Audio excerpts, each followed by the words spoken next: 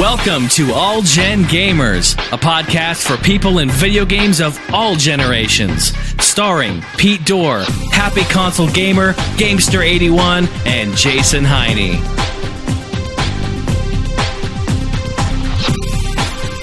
Guys, welcome back to episode 46 of the All Gen Gamers.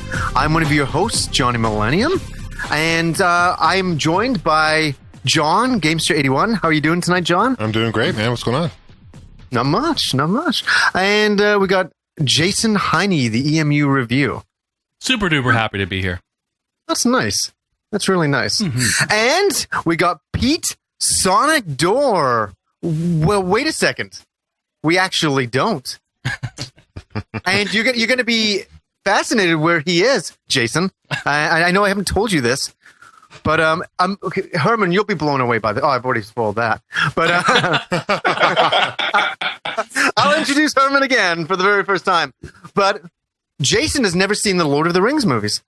There's a huge petition out there saying like you should watch it. People have been PMing me, ripping me to shreds on this. I'm never going to say another word on the podcast.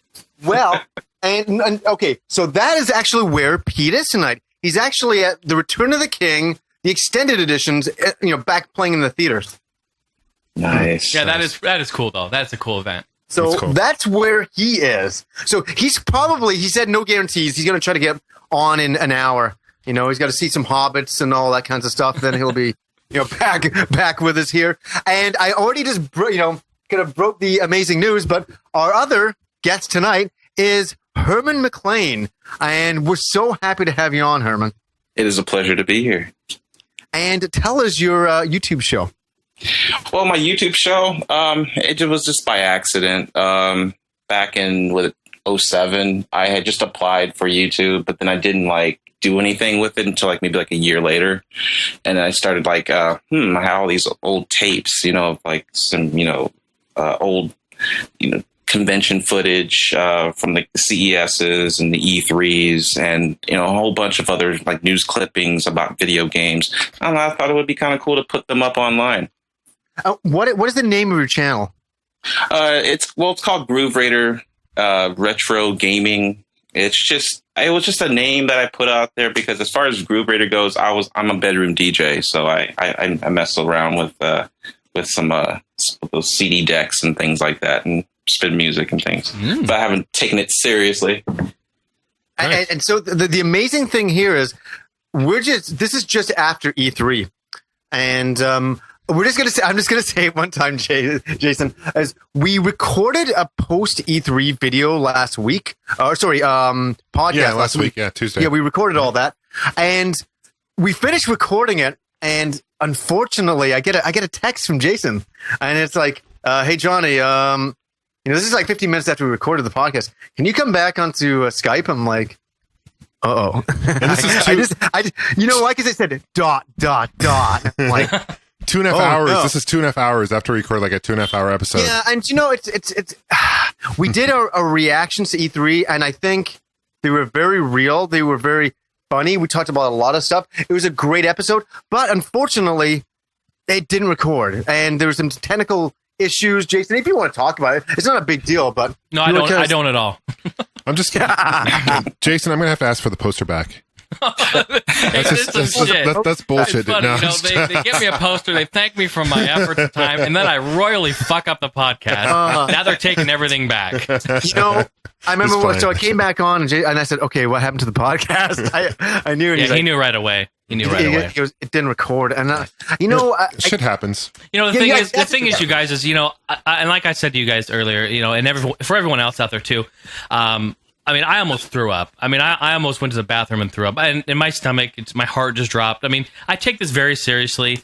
This is a real serious thing, and I put a lot of time and effort into it. And when we really do an event like this, every week we do an event like this, and when something like that happens, which it's only happened once, and I hope it never happens again, but shit happens. I just feel really bad, and I respect all these guys so much. So, they're really understanding, and that really meant a lot to me. So thank you guys for being understanding. That's what I said. I remember when I came back, and I felt like you for a second. I felt like kind of sick because it was we recorded some really good stuff, but that's not it. out of the 46 episodes that we're even currently doing right now, what, we lost 2? Right. By technical difficulties? That stuff is going to happen. And to be honest, what about all those others that went so well? And that's what I like to look at as the positive. And seriously, stuff happens. Not a big deal. No big deal. But I think it's going to work out good because we got Herman here to talk about E3 and I guess let's lose to you, man. Let's pass the baton and you've been to almost every E3. Been almost every one of them except for 3 of them, which was the one in Atlanta. Anything that's out of LA, or there was something that was really restricted, like the business media summits that they had in 07 and 08. I've been to all of them. Wow, and a couple of CESs too. So you've got a lot of footage, obviously. I got quite a bit. Yeah. Oh yeah. But some of it, it's a lot of it is just drags on it. I mean, it wasn't really, planned that I was going to put the stuff online. It was all for just personal, get some footage, maybe we can show it to my friends and we just look at the stuff and maybe we'll plan out what we're going to buy and stuff later. And, and one of these games become available. But, it's just tons of footage and, a lot of jerkiness with the camera and things like that, but now I look back at it in retrospect, and it's kind of neat to see the past, Definitely. Yeah, we're kind of in awe because quite literally, you're like an E3 veteran. Yeah, you can say that big time, big time. Like if I went to E3, I'd be following you, going, "What should we do, Herman? What do we do now?" Because I'm really out of this place. Sure. I'm kind of senile, in a way, because, over the years, it's changed dramatically. I mean, it's like a Hollywood production now. I mean, back in the day, it was like, just some guys in business suits, walking around in these little small kiosks. I mean, it looked like a little comic book convention, going on. And, it was really small. And they would share the electronic, the video games with the electronics, like home appliances, over at the CESs, but then they decided to have it a complete dedicated convention.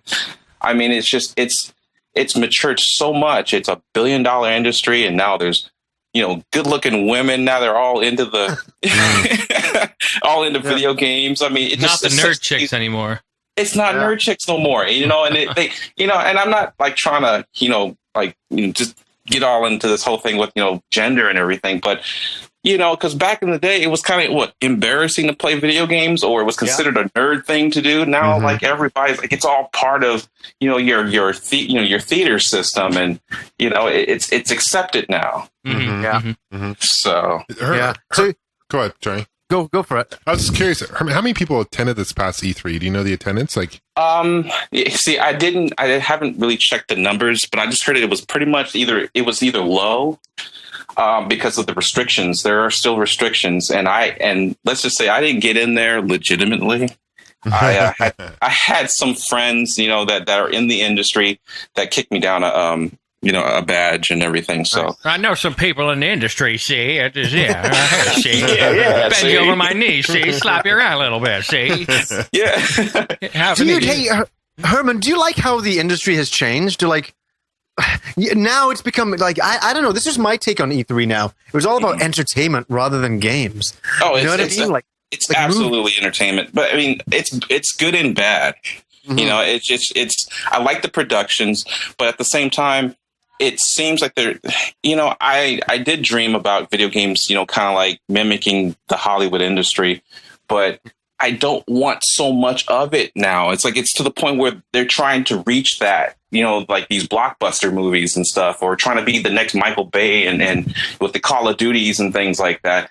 I just want like the simple, risk-taking NES games, or putting extra chips in it, to help it, this game that otherwise would be flickering and doing all that kind of thing. I want that old homegrown type gaming and stuff. Now It's all have to be a huge production. Now it's making, billions of dollars and that kind of thing. It's almost like it with everything else, with music, other genres, pop music. Everybody has to sound the same, look the same. It's got to be all like a huge production, that kind of thing. And it becomes disappointing once it comes out. I was weird at this E3. I didn't see hardly any RPG shown. Like, okay, how about we just do this? Why don't you tell us your reactions to E3 this year? Okay, this year was pretty much like last year. Microsoft was basically all about Kinect. It was all about motion control.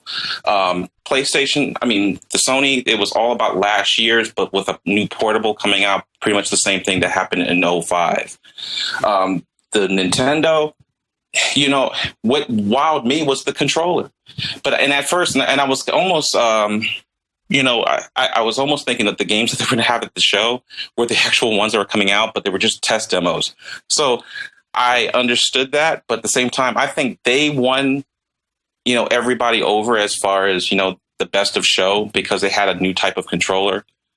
But at the same time, there was a lot of other questions I had about this system. Were they going to have, what's the power, in it, the architecture, and they didn't really talk about what they were using. And, a lot of the, since we're just test demos, you don't know for sure what this thing is capable of doing. Yeah. And cost too. How much is this thing going to cost? What's the online capability of it? There's a lot, exactly. I came out of it just with more questions than I had to answer, Yeah, there was tons of questions for that thing. Definitely. But it was very impressive, that controller, though. You actually played it, though, right? Actually, I didn't get to play it because the 3 days that they had this thing, they closed off the line. And you see, there was a lot of trampling and running over to the booth in the morning. So, you had to really be there early to get to it because they weren't going to just let people get in line and stay for 3 hours to try it out. Mm-hmm. So what they did, they had a certain number that they were going to have. I guess over about 200 people, and then they would just cut it off for the rest of the day.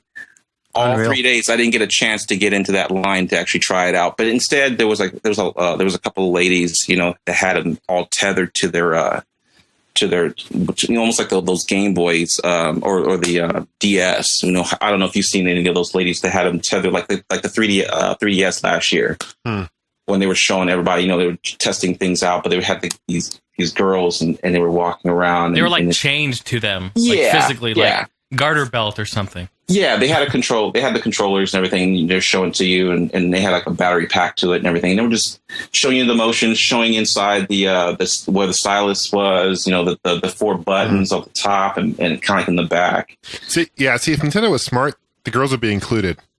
Yeah, oh man, it'd be selling like hotcakes. Or you just got to steal the whole girl to take the 3DS with you. Just pick her up, throw her over your back. Yeah, come with me, baby. But yeah, it's just the show was a little underwhelming. At the same time, I was still impressed by what Nintendo showed off. As far as I see where they're going. And that's why they call it the Wii U. I call it the Wii upgrade. It's an upgraded system. Mm-hmm. It's going to continue on. You'll be able to use your existing Wii games. You can use your Wiimote. Now you got this tablet. So it's not like you're going to be ripped off. It's just like the next generation, of Wii. Do you think Nintendo is scared of Apple? I don't think they're scared of Apple. I don't think any of the the contenders are really scared of Apple. I don't think. It just it seems like the tablet is very similar to the iPad, and it just seems like it's I don't think it's a coincidence that they have this. You know what I'm saying?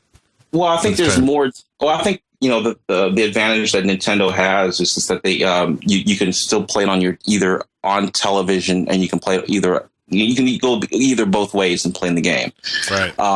And just plus they're franchises. Nobody can't. You won't get a Nintendo game on unless you do the emulating. But the franchises are more important than what what Apple ever offers. I can't think of one Apple franchise. There's not one. Exactly. Really, Angry Birds. Angry Birds, yeah. Well, that was a weird thing for me in seeing this new controller. It was, it kind of blew me away when they showed this whole controller and the new Nintendo machine. I was like, okay. And then after all the dust settled, I kind of said to myself, well, wait a second. That's cool that they're showing all these tech demos because that's all they are is demos of not real games, as Herman said as well. But where are the games? Mm-hmm. There was that was weird, man. That was so strange. Yeah. It was kind of I guess maybe they are really hard at work. I mean, I was hearing throughout the convention when I was over at the Sega booth, and I was in line for the Alien Colonial Marines, and there were certain presentations that they had, and then they said, "Oh, breaking news! We're just now signing up with Nintendo with their Wii U. We're going to put this game over on that machine." So there were some new developments coming out. That they were certain games were going to be going on to that system too, not just the Xbox and PlayStation. Well, I'm just kind of what I'm talking about is like I was kind of surprised there was no first party, showing a new Mario game. Like all the rumors were that they were going to show a new Mario World game. I think there's what's going on. I think is that they're not really revealing anything until maybe the Tokyo Toy Show, and that there's a little more development going on. Yeah, that's what we talked about in the last podcast, and that's what we're going to cut into. Did you see a lot of role playing games when you were down there? Because in checking all the the footage of E3, I didn't see much. What was the Final Fantasy sequel? 12 X12. There's so many of them. Freudian slip there. Yeah, they had that there. I'm thinking some other ones. Man, that's a good question because that's all I did see. As far as role playing, everything else was first person shooters. Mm-hmm. Totally. And it's just. And then there was a few exotic games, that just, I thought they were either, either Xbox Live or PlayStation Network, but, they were pretty interesting. But as far as we have role playing, they didn't even have, what's the, that one game, the Eco. Yeah, see, I'm bad with the names now. The makers of the Eco and Shadow Colossus. Colossus, yeah. That didn't show up. Remakes, right? Yeah. Yeah, there were none of those, so I'm thinking they're saving all those for like Tokyo Toy Show. Well, what do you guys think? What do you guys think about the name, the Wii U? I mean, really, it's kind of a weird name. It's a weird name. It's, I guess to me, it's more like saying we or you. You're playing. I don't know. And then just the whole W and the II or means like I guess it's like two people, and I don't know if the W means like some motion, like it's doing the zigzag or something. I don't know. I'm just well. Let's just break it down here, people. And when they first came out, and at E3, and remember they introduced the Wii. They're calling it the Wii. What was the first thing we all thought of? Exactly. We were thinking about wieners. We were thinking about wieners. Yeah. So and now it does. We don't even think about it. It's the Wii. It's what it is. So in time, I mean, look, we don't have a choice. This is what it is. But I think it's kind of a strange name. I agree with you, John. I think it's a little strange. Wii U. It sounds weird, but that it is what it is. I guess. It's funny because if the system ends up like really stinking, they're going to call it the PU. That's what they're going to call it. PU. Oh, listen to this guy. It's actually funny. We had all these. Remember all those innuendos from the last show? Yeah. Like Sony didn't really move me. Yeah. And I wasn't really connected to Microsoft. Oh yeah. We had all these great jokes, but they're in our memories now. I'm trying to bring some back to this episode, make it natural. The PU is classic.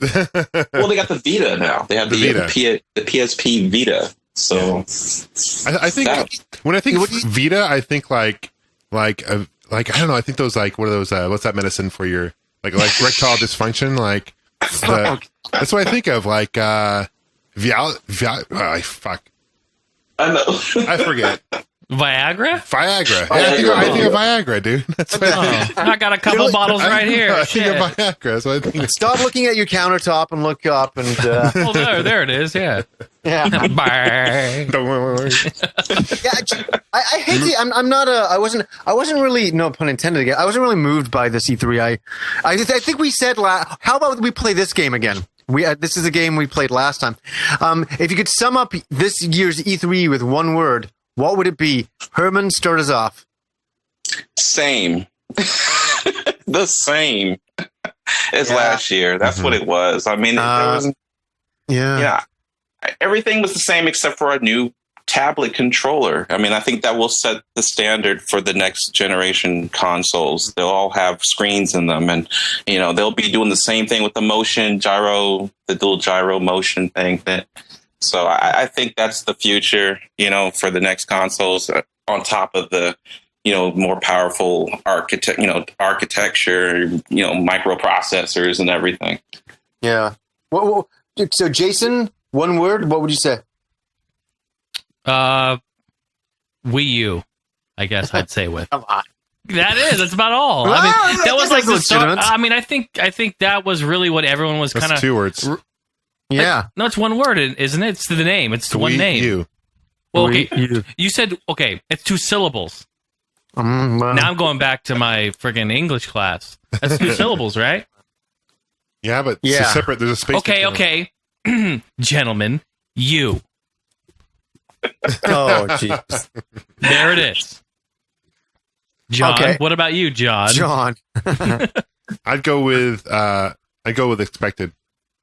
Yeah, that's a good one. Nothing, going into it, we kind of talked about what our expectations were, and we were expecting Nintendo to release the Wii. We didn't know the name, obviously, at the time, but we knew that there was a new system out.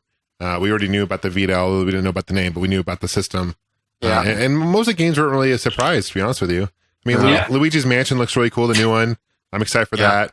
I know, John, you're a big fan of the original GameCube game, Luigi's Mansion. That looks Love cool. it. Yeah, absolutely. So that was cool to see that, and it's cool to see other Mario games coming out for the 3DS, and I'm excited for some of the games. But shit, I hope the Wii U, I hope the launch titles are a lot better than what the 3DS had. Seriously, Well, they did. 3D, Well, you know, do you mean the Wii? the Wii U, I hope it's a better launch title. I hope they have better launch titles than the 3DS had, Yeah. because I mean, really, there aren't was that pretty many good. weak. Yeah, it's Yeah. pretty weak. Yeah.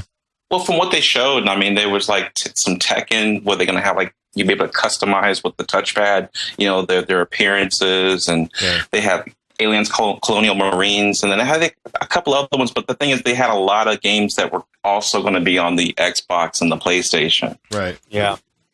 Yeah. So it's all about their it's all about the Nintendo franchise, what they're going to have for the Wii U. And as far as everything else, third parties goes, it's what Xbox and PlayStation is going to get, but it's also going to be on the Wii U as well. Yeah, so if I was to say my word, I think I said it last time, is deflated. I like to say deflated. It's just kind of like Jason's girlfriend, deflated, after he's done with her. She's But, inflated, actually. Very inflated. She's the Yeah. opposite. I think, okay, I think I said this last time, is that I had so many expectations that these companies don't need to live up to my expectations. I had all these dreams and fantasy games that I thought I was going to see. And so I built up all these dreams, and they're too unrealistic. And that's okay. I'm allowed to dream, but I kind of, heard, the new Nintendo machine was going to be called the Current. And I heard all these names. There's going to be called the Beam. There's all these weird names, Rumorville.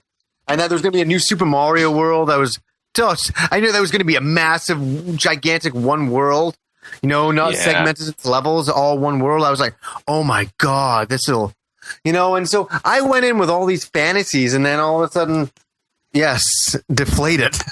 And that's my own fault. But I'm the first to admit that it's my own fault. I really built it up a little too much to myself. So, was it good? Yeah, it was interesting. I like the new Nintendo.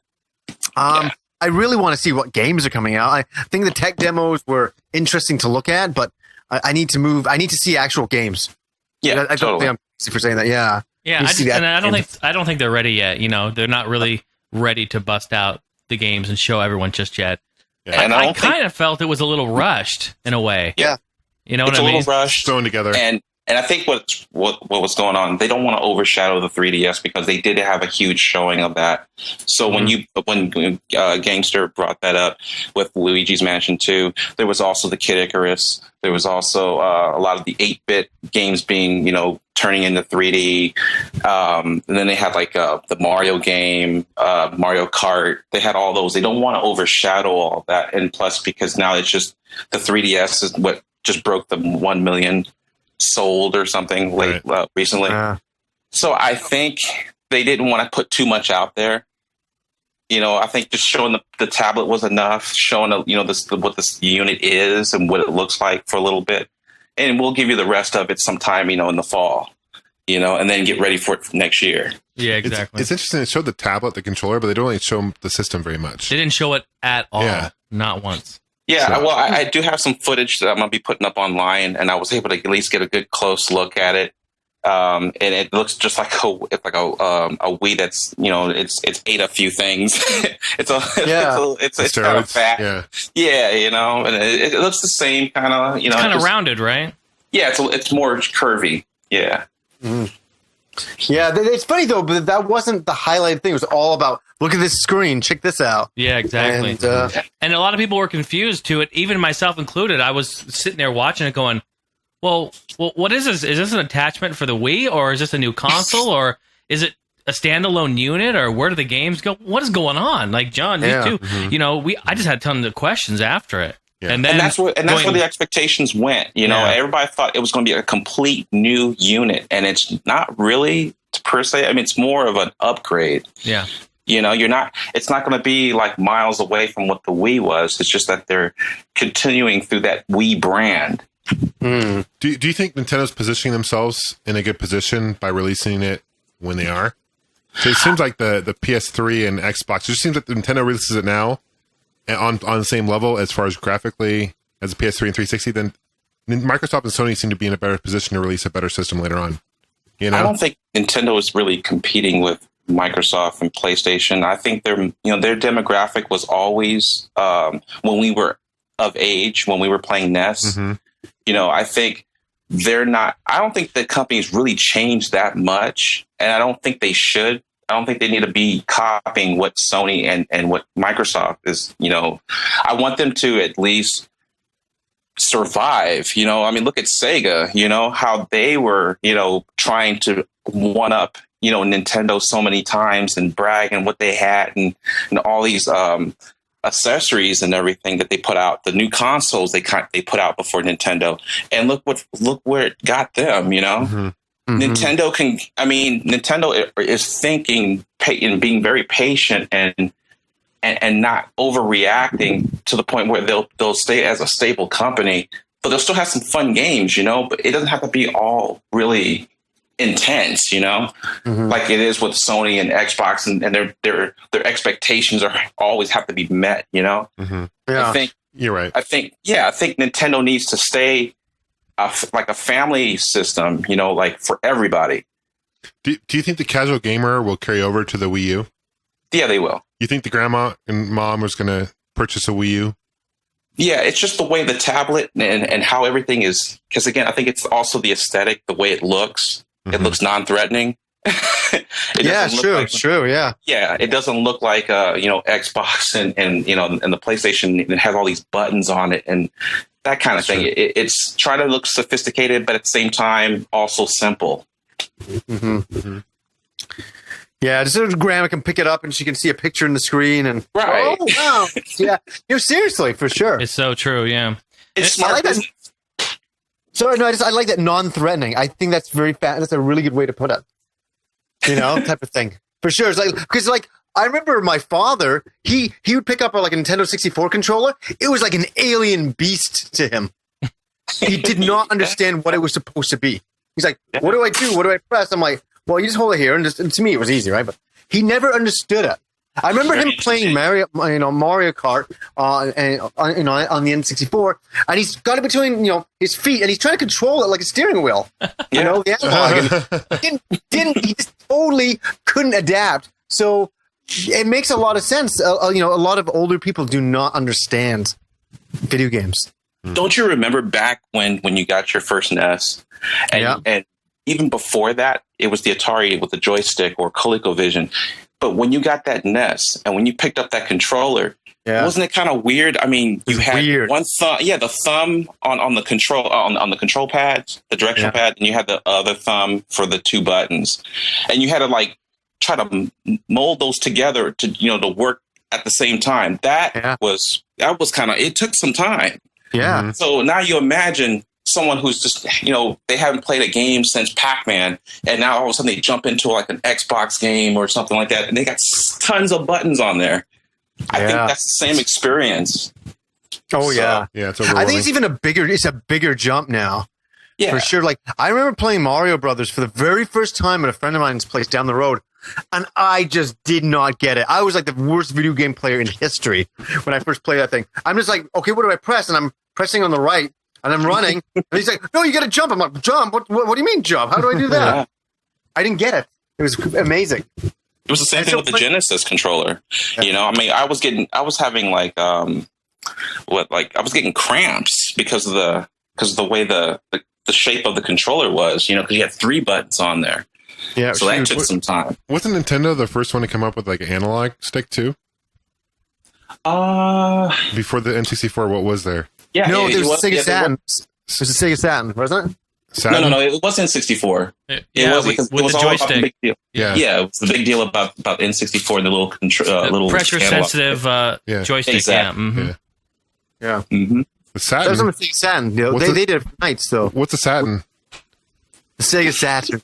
Saturn. Oh, okay. The Saturn. Okay. It's so funny. They always book me the way I say Sega Saturn. I can't help it. Sega Saturn. Sorry, let me stop saying slow motion. Saturn. Saturn's like a material, like the you like. Well, you know, Dude, I look at it as want beautiful, satin Saturn sheets. Wonderful time in my life or something. You know, something. You fucking funny. So I asked this question last podcast. Obviously, you know, it wasn't recorded. Thank you, Jason, for that. Why do I keep But, talking about Yeah, it? fuck you, Jason. No, but who do you guys think is like positioned the best right now between the big 3, Nintendo, Sony, or Microsoft? Who's really positioned themselves in a good spot right now? I have to say Nintendo. Okay. Only because they they have it's backwards compatibility. As long as they're still catering to those who have existing systems, their 3DS. Here you got Sony, with their PSP Vita. It's completely, they have to start all over again. Yeah. I think they're in a better position as far as the pricing will go. It won't be as astronomically priced as the upcoming ones, in the future.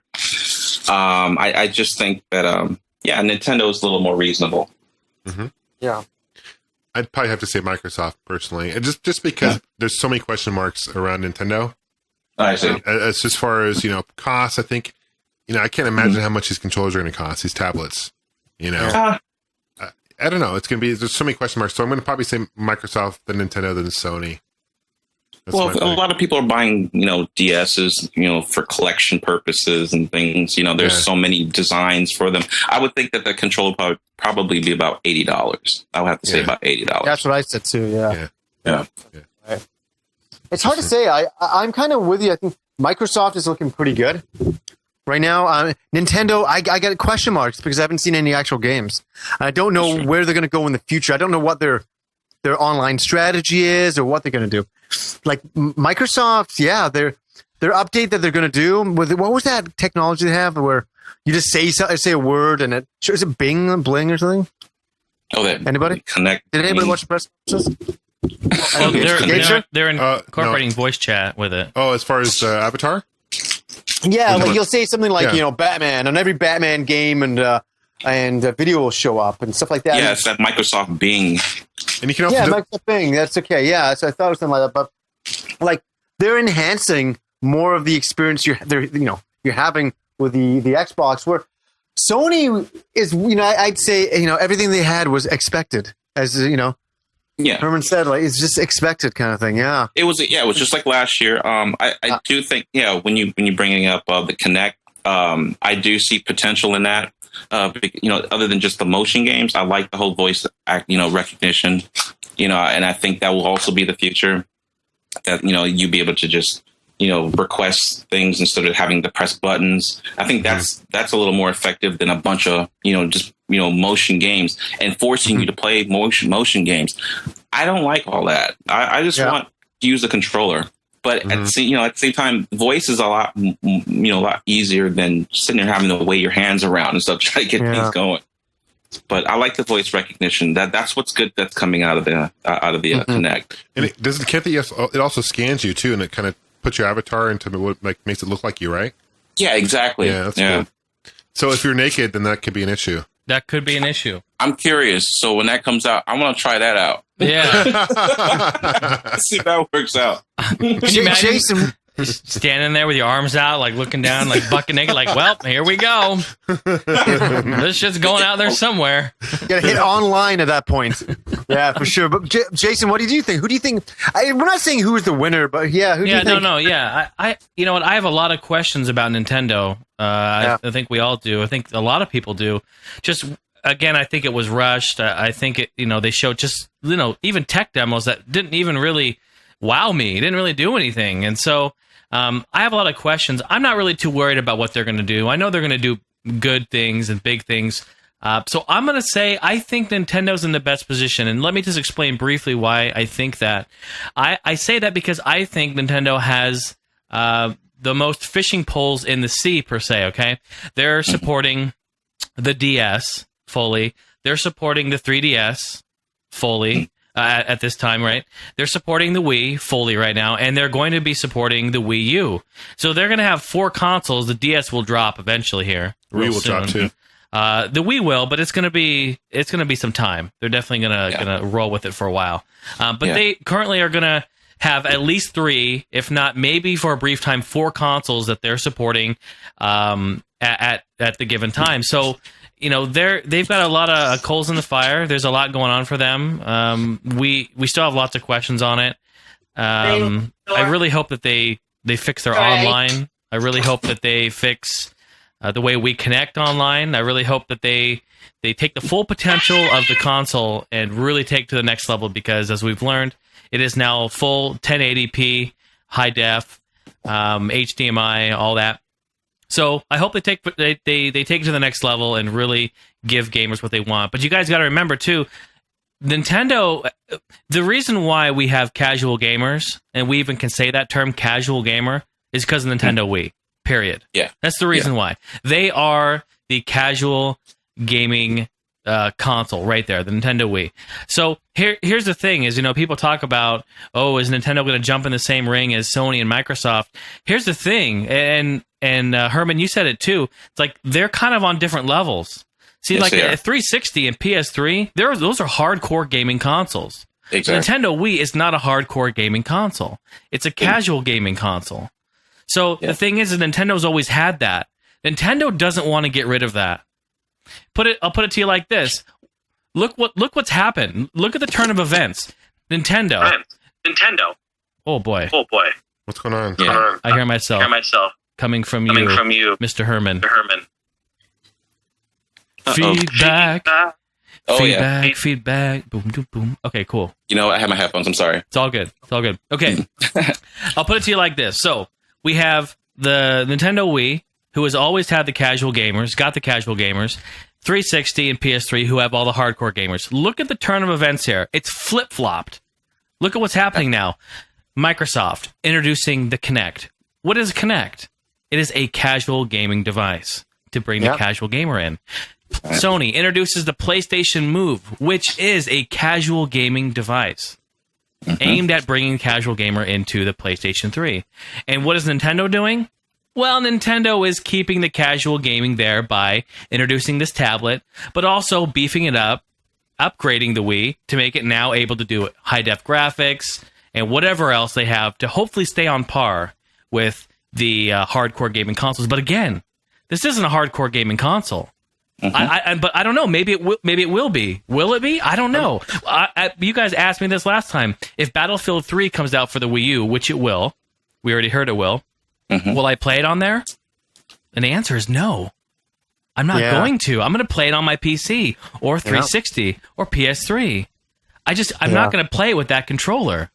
But will it be able to play it? Yes. So how about we get all the Nintendo fanboys who love the Mario, Zelda, Metroid, love the Nintendo franchises, put them all in a room and say, here you go. Here's your console. It's full HD. It compares to, current gen consoles that's out there. You can play your Mario, you can play your Zelda, but you can also play your Grand Theft Autos and Battlefield 3s and all your whatever you want. I think that's a winner right there, for a lot of people. Why don't they just have Battlefield cross Mario? To do like a little mix, like... you'd be like shooting turtle shells instead of freaking big ass guns. Don't they have some mod game with that already? I don't know. I hear you. You bring up some great points, Jason. Absolutely. Yeah. So that's where I stand. I'd say Nintendo's probably in the best position right now. But lingering right over my head are like 10 or 15 question marks. So here's the thing that people have already brought up though is like the battery life of this tablet. Yeah. Oh, it's lithium. Right. But how long is it going to last? Well, yeah, that's the thing. They wouldn't disclose anything like that yet. But it's really light. It felt light. Huh. There's a 3DS battery is. Yeah, 3DS is like 3 hours, 4 hours. Yeah. Well, we'll have to look for third parties. Third party batteries and things like that. I mean, you better probably like just add on to it, maybe have and maybe it's like longer than it would normally be. The whole video chat thing is cool. I think that's cool. I'm curious. Yeah. I'm curious though on what kind of service Nintendo's going to provide, and is it going to be a free service or is it going to cost money? Yeah, that depends. That's a good question. I did hear recently that they have done away with friend codes. Now it's one type of a gamer tag or a number. I haven't heard exactly, but I did hear. I hope they get rid of the numbers. I think it's just one name. The amount of people that write to me and say, "Hey, add me on, the 3DS 377787999," and I'm like, "Fuck no!" And I'm not saying no because I don't like this person. I'm like, I'm not going to write this number down and manually enter it in. Forget it. Forget it. And what happens when you see somebody online? You get a light next to their name or something like. I hate that shit on the They were scared. They were scared of the pedophiles and all that kind of thing. Those incidences that were going on with the Xbox and Nintendo's kind of like Apple in a way. They really like to control all that. To keep the quality assurance in their own core. You know what I mean? But I mean, come a time they're going to have to just let the pedophiles roam. Yeah. You know what I mean? I don't know what to tell them, God, it's just like the old days of the internet. Like I remember people would say to me, when the internet first started, "Don't talk to anybody online. They're all crazy out there." Yeah. It's funny, and everybody else is saying that too. It's just not. Geez, everybody's a goddamn pedophile. Yeah, we're all roaming around out there. What the fuck? Nintendo's still keeping that. Nintendo's still keeping that the 80s, like watch out, there's a Night Stalker, that kind of thing. They're still in that mode. Well, they don't want kids, to veer off and get in contact with someone they're not supposed to talk to. They're actually protecting the parent. No, I can understand that, and it's like we said before, it's a casual gamer, probably younger gamer than your typical 360 or PS3 player. So. I can understand Nintendo for that, but there's just got to be a way, like Jason said, that those codes are just so... They got to be done, yeah. It's got to be like a gamer tag, like a game name or something. I like a gamer tag would be awesome. That would be fantastic, but no. Be Bowser number 260 or something. Well, the thing is, No, it's got to be like Son Goku 217 or something. That's what it has to be. Classic names of all time. Well, if they want people to interact with their video chat, software that goes along with that, they're going to have to make it easy to connect. Simple as that. Yeah. So that's why I'm hopeful. And they won't. They'll make it highly complicated. And 482 digit code. Yeah. By a 50 digit numeric code. Turn a key in a lock. Oh God! I know I mentioned this before, and Johnny was surprised, but Microsoft purchasing Skype was an interesting move too. Yes, it was. So it'll be interesting to see how they integrate the Skype technology into Microsoft. And the online. I don't know. It'll be interesting. Yeah, man, I'm telling you, the Skype voice engine, though, I mean, we're chatting on it right now. I mean, it's fantastic. Yes, it is. So it's the best out there. And you guys know, recently, on the PC side of things, Steam recently started using the Skype voice engine for all of their Steam chat. And it is excellent. Well, didn't Microsoft bought Skype for like an outrageous amount of money? Some odd billions of dollars. Yeah. Yeah, this is the voice engine is phenomenal that they have for this thing. It's amazing. I never would have thought years ago that you could chat with 4 people online and have this perfect reception for free. For free, yeah, for free. Pretty nice. Yeah, pretty nice. Same thing, but cool. Herman, let's go back for a second. Sure. I'm going to ask you a really tough question, but a really fun question. I think. What has been, because you've been to nearly every single E3, what has been the best highlight E3 that you've ever been to, and why? 1996 Nintendo 64. Oh, nice. That was, that for me was like. Can you take us back? Take us right back to that. Please do, yeah. Okay, yeah. See, And see, it was all this rumor going on, with this Nintendo 64 Silicon Graphics Project Reality back in what, 95 or no, yeah, it was like in 95. It would have been Ultra 64. 94. Yeah, and here I was like at the CES, and they had like a demo. Had some people who represented Silicon Graphics, and they were just talking about what they were working in collaboration with Nintendo. Showing you the computer monitors, and the anti-aliasing, all that kind of stuff, the M flops and all of that. They were just showing all these different graphic abilities, and we were like, wow, this is gonna be incredible. And then like the Killer Instinct game came out, the Cruising USA came out, and these were the two games that were supposed to be the exclusive N64 games.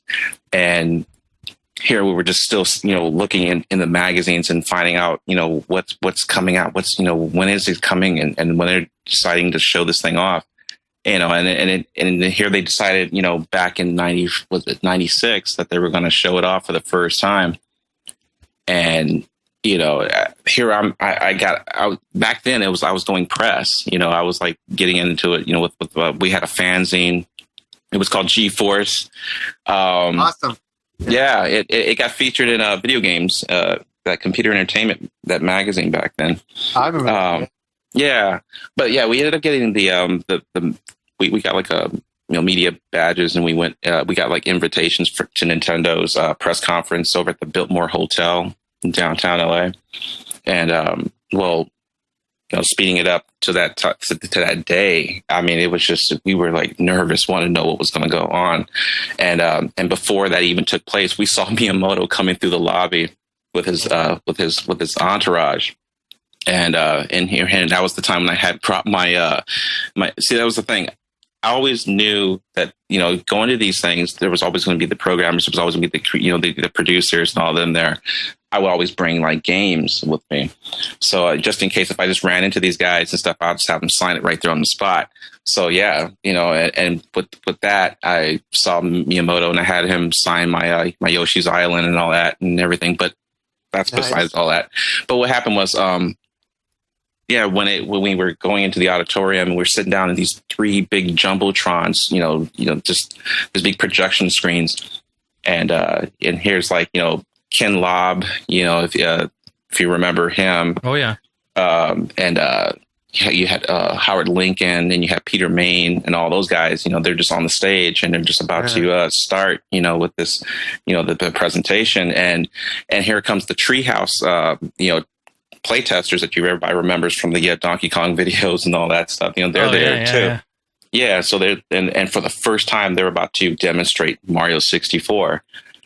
And wow. I mean, when they cut that thing on, I mean, it was like, because you never saw any like a 3D game, that it would just wow, we were always used to the the side scrolling 2D sprites and things like that, and here's this really fluid 3D game, and it was like, wow, you can see Mario looking up in the sky and downwards and running in circles, and you had this great big castle, and it's just it's open field, and it was just like, whoa. Really? I mean, it's like, it was incredible, and it's just, that was right. That game alone was already like, everybody was claiming that system. They wanted it just like that, and it didn't care what else was being shown. But, at that moment, it was, it was either importing the machine because it was coming out that holiday season, or just, waiting until it came out, American, or wherever everybody lived, So it was just, that moment. That moment is really a defining moment in video game history. Oh yeah, it did. It defined everything, and it was crazy because here you had the PlayStation that was already out, but I mean, it was nice. It was good 3D. There was some good stuff. Cleak the Blood and all those type games. That came out, or Jumping Flash and stuff, but. I mean, not like this. This was very fluid. It was Nintendo animation. Hitting the scene with it, and I remember it being a huge deal that Nintendo still used carts for the N64. Oh God, like they were speculating it was going to be CD based, and there were a whole bunch of speculations. But when Nintendo announced that it was going to be cart based, people like there was. I know there's big controversy. Dude, there were wars like Nintendo Sega days. Mm-hmm. It was like CD versus car. People were going battle to battle about it. I remember that in school. You know, it was always my defense with Nintendo and the cartridge format, because here I had, you know, Turbo Graphics, you know, and yes, we were importing a lot of PC Engine games. And, you know, the access times were a bitch, but still, I mean, it was great games and all, but still the access times were retarded and stuff with even with the Mega CD, you know, or Sega CD. And, you know, that debate about the you know, whether cartridge or CD, I mean, I knew the difference. I mean, yeah, you had to wait for these games. I mean, it was great games, but there's a lot of access time. But then at least with Nintendo 64, and when they showed that Mario game, there was no loading going on. So it didn't really matter, you know? So it's just, I mean, it was about the games, not about what format it's on. And saving was so much easier on cart too. Yeah. Yeah. It was incredible. Yeah. There'll never be another moment like that in history where, okay, I know me and Rob have talked about this before, where the jump was so big. Yeah. It just we went from 16-bit, or should we say, 16-bit to boom, basically. You know, it's like 32-bit in there as well, but, you know, straight to 64, and you're like, whoa. As everybody saw that, as Herman said, you're just like, I've never seen anything like this. Yeah, I mean, and that's why nowadays, everybody is just doing the same thing. I mean, yeah, the graphics are getting better and better, but they're trying to mimic Hollywood now, and it's just, really though? I mean, we're. I mean, I remember the time when we were like imagining, oh man, what happens when these games start looking like Pixar, you know, or they start looking like, you know, those type of things. We're here. We're here right now with that. So what's next? Yeah, the consoles are so far advanced. Yeah, you know, it's like they're just kind of going back and forth with the same sort of thing. Mm-hmm. Yeah, coming up with new game engines or something to fine tune it, but that jump was something that I am so happy I was alive to live through and be there. It was like going from Atari 2600 to like Nintendo when the NES came out. When the NES came out, that was incredible. Mm-hmm. Yeah. That was a huge jump. I mean, even with the 7800, all that. but with Super Mario Brothers and I mean, I remember when I cut that thing off for the first time playing Zelda, you know, and all that. That was just incredible. I mean, you can save a game too. You can passwords. I mean, what the hell? It's crazy. You know? Did you guys do the math for the Jaguar when it came out? Do the I got burned. But you know, it's funny. It's funny that you talk about graphics getting like Pixar, and we're there right now. We are there right now. I agree. Isn't it weird? Back then, we were always looking for the next big leap in graphic ability. Where I find with myself these days, I'm not asking for that anymore. I'm not like, oh, I need the next big graphical jump, and graphics. This because I think graphics have reached a point where I'm happy. I just want good games. Well, another problem about it, I mean, it's great graphics, but a lot of the games are on rails. That's the thing too. You're not really interacting. You're just pressing a button, almost like Dragon's Lair, type of control. Even with the Call of Duty games and stuff, sometimes you're not fully interacting. You're just pressing buttons and watch the reaction. This is something that me and Pete were talking about in the podcast that kind of disappeared. Was that, and it was fascinating because I was saying, but I think the Kinect is real. I don't personally own a Kinect, but I was like, well, wouldn't it be great if you could do like a first-person dungeon game on the Kinect? And Pete's like, no, he said the technology is too limited. You really can't get away with that. And I was like, so disappointed. Now you'll appreciate this, Herman. Is that I was saying, well, wouldn't it be really cool if you could hold your fist forward and you could actually move forward through a dungeon, and then you get to, you kill, monsters appear, and you wave your hand around. Your hand becomes a sword, and you kill these monsters, and then it leaves a treasure chest. I was saying kind of like Phantasy Star, and you could actually open the treasure chest with your hand and grab the money out with your hand. And Pete was saying, well, you can't really do that with stuff. And I said, wouldn't it be great if you could actually wear, in the future, wear gloves that have motion sensors on them, so they could always track where you are at any point. And then you could actually do those kinds of motion type of games. Well, the Kinect automatically traces your hand movements, Johnny. Yeah, but it doesn't seem to do. It's not, as Pete was saying, it's not ideally perfect for what I'm talking about. Like Pete said, he thought it couldn't be done. And I don't personally own a Kinect. I haven't played with it enough to know, but So that's you're looking that's for my dream game. You're looking for a new Power Glove. I'm looking for one. Yeah, that's so bad. But I would love to play a first-person dungeon game in my living room in 3D, and fighting monsters and collecting money, and that's the kind of experience I want. And I don't know. I would hope that other people would want a similar type of game. What do you think about that, Herman? I mean, it's fun. I mean, to play for I guess for 20 minutes, but then you're going to play this. I don't know how long the game is going to be, but do you want to play through it all like that with hand motion, fingers? Well, that's the thing with motion sensing, right? Like, I've often said that I'm a lazy guy at times. I like to sit on the couch and just go, and just play my video games. I don't think it's like the laziness in it. I think it's more of just because okay. You can go outside and play, do all that kind of thing, and get some exercise. But when you're playing a video game, I mean, I like the buttons. I mean, the whole everything has to be in it. Yeah, and to have a complete. I don't want to see Phantasy Star with motion control. I really don't. Hey, I would like to see any Phantasy Star game that's not one of these online games these days. So I would like to see an experiment. I'd like to see an experiment. I'm not saying replace button controls by any, but I'm saying I'd like to see an RPG or a dungeon crawler that I could actually play on the Kinect. That would be cool. That's something that is Pete Dorr online. Yeah. No, dude. How was Lord of the Rings in theaters again? Theatrical release. It felt like Lord of the Rings in theaters again for the second time. No, it was pretty. It was pretty awesome. It was pretty packed there. It was kind of sudden spur of the moment. I'm like, oh shit! Tonight is Tuesday. I totally forgot about that, or else I would have given you guys a earlier warning. Oh, no worries. How's it going, Pete? Hey, what's up? It's Herman. Hey, Herman. Good to hear. I know who you are, Mr. I know who you are. I know who you are. You provide me with your 3DO press conferences on your channel and stuff, which is definitely very cool. I don't know if did you guys go over Herman's channel already? I'm sure. Yeah, we talked a bit about it. We were just kind of reminiscing with Herman about his favorite E3 experiences, and we just kind of finished talking about seeing when he first saw the N64 unveiled for the first time. Yeah, and Miyamoto with his his crew. I would have killed to been there for that. You were there in person. I was there. It was amazing.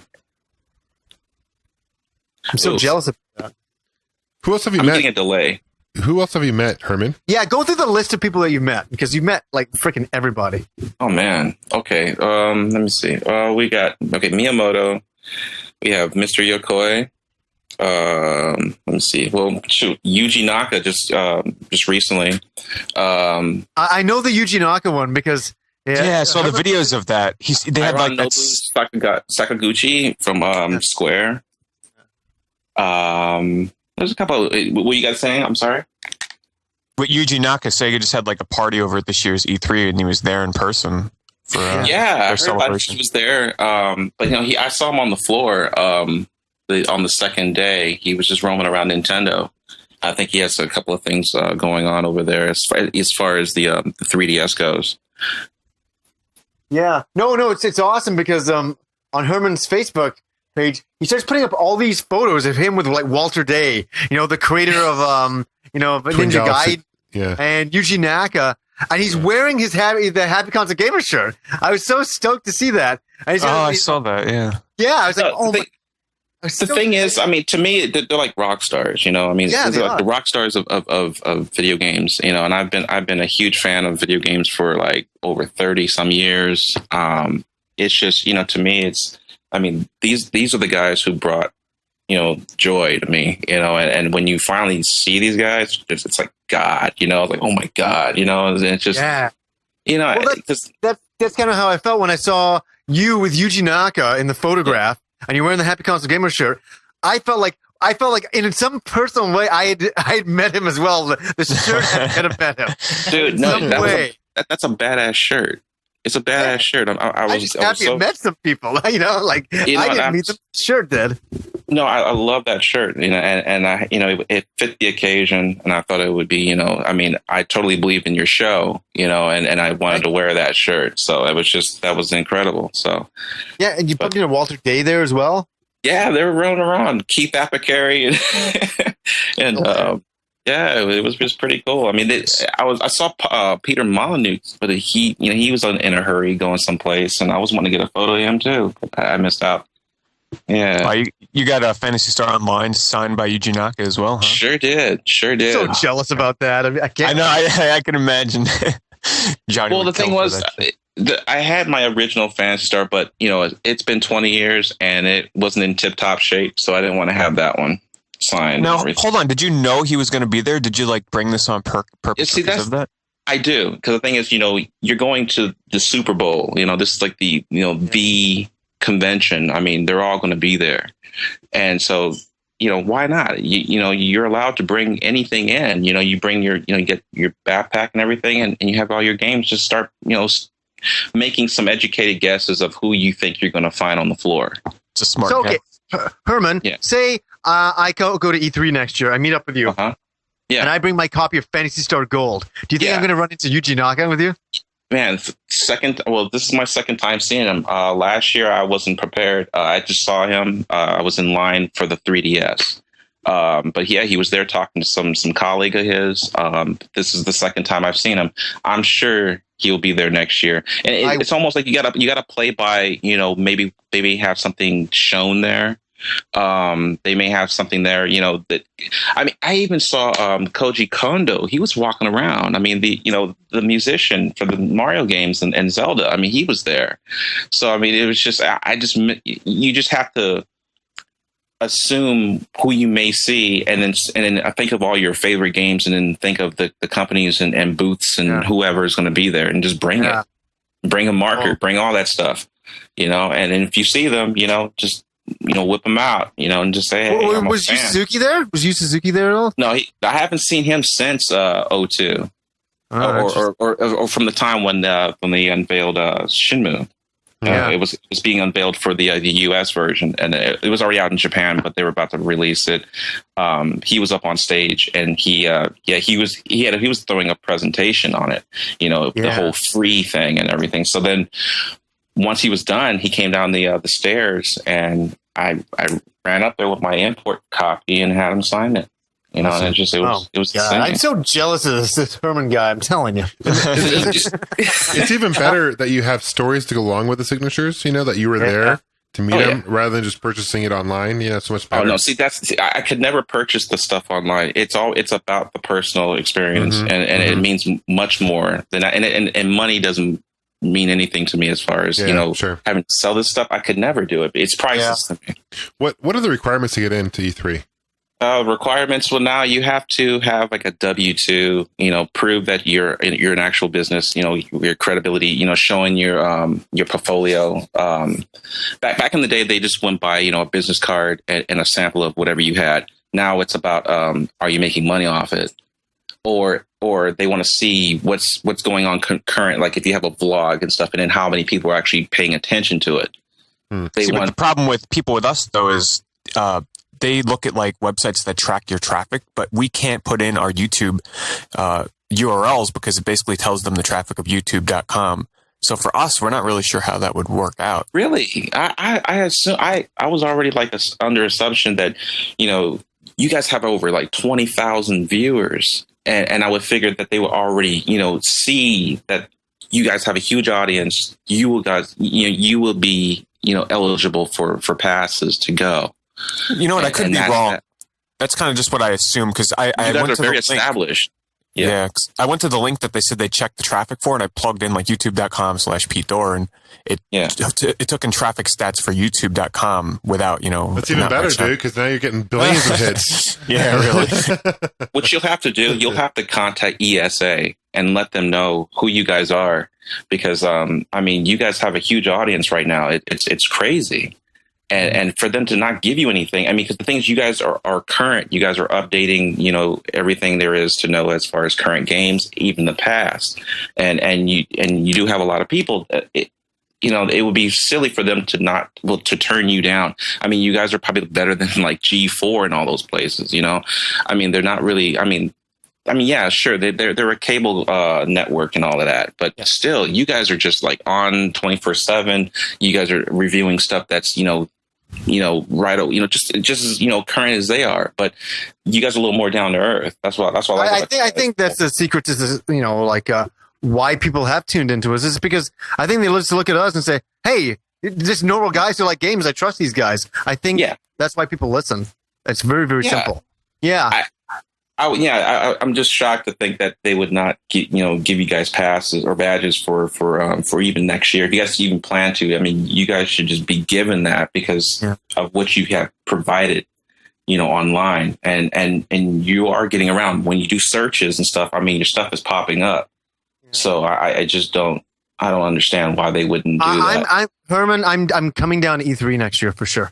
100%. You got to. Yeah. I need to go to like GDCs or the Screw Attacks. I need to go to those things. And so I need to go to PAX. I haven't even been to those yet. I want to go to those things. Definitely come to PAX. Good times. Those look like very homely, conventions. Those are like the hardcore ones there. Come to PAX East. We're all going to be there. Oh, okay. PAX Prime, you mean? Or PAX shit. PAX Prime. PAX Prime. Well, I would love to come and check that out and see. I remember I invited you a while ago. I remember to that. Yeah, for sure. It would have been awesome to have you come down. It would have been amazing. Yeah, it's all about expenses and stuff. I'm currently unemployed at the moment, but I'm looking for something now. If anybody's hiring out there, get in touch with us. I know. What are your job requirements? What do you do, Herman? Well, at the moment, I'm just like odd jobs, but I was at the bookstore, I was doing the whole Borders books, just reading, just selling books. Yeah. Nothing extravagant.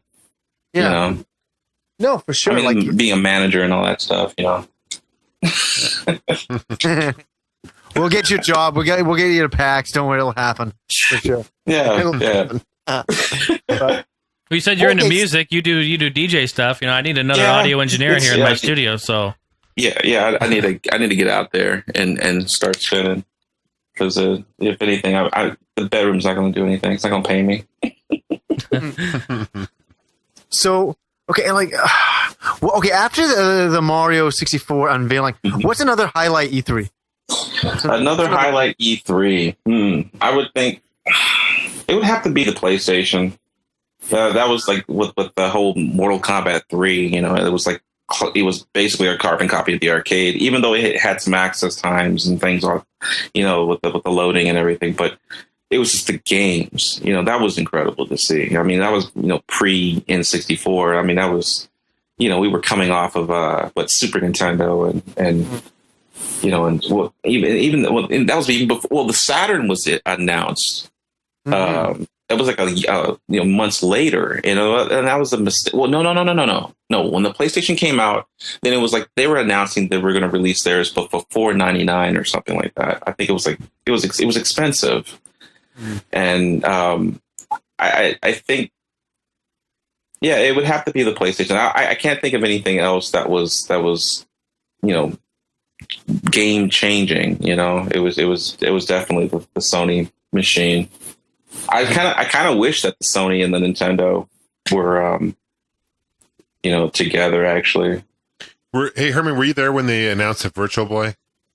Oh man, and that was crazy too. Oh, okay, the whole thing with the Virtual Boy back that was in '95. So right. That was and we were, the things were going through my mind. I was wondering what kind of virtual reality, was it going to be one of those helmets that you wear? It was going to be like these wireframe type things, in which I was partially right. But I was thinking like, how are they able to, I don't know, copy Lawnmower Man or something? Because at the time, it was huge. I mean, all this virtual reality stuff. I mean, at the time, it was just, you wonder what kind of 3D this thing. I mean, it was almost like the 3DS nowadays. How everybody was curious about it, wondering how it was going to, change games, change, how you would see Mario and things. So, I mean, here back in at the E3, they were going to take us into this. There was this great big like dome, and it had like these great big jumbo screens in there, but you had they gave you these little like they weren't glasses. They were just these things that you just put over your face and stuff, just so you can just look at this great big screen when you walk in. And they were just showing you these test demos of like Tolero Boxer, Galactic Pinball, and it was just, I mean, yeah, they were all red and everything, but but the thing is, you get past that because when they explain to you what was going into the technology, and then they tell you why it wasn't, it was just only like 2 colors. It was just the price, and again, you kind of, I guess, you forgive on that end. And I know it was red and everything, but it wasn't like how everybody overreacts with the Virtual Boy nowadays. Every time they think of the Virtual Boy, they always think about how to make them dizzy and all that, headaches and things like that. To me, I always liked 3D. I always liked the effect of it and everything, and yeah, after a while, maybe it does get to you. But the thing is, I thought it was kind of cool. I thought it was a neat trick of Nintendo. I mean, it reminded me of the old Game & Watches and stuff when they had the little mirror effect with one of the Mario games with Cement Factory. They had the 3D versions of it where, it looked like it was like a floating screen.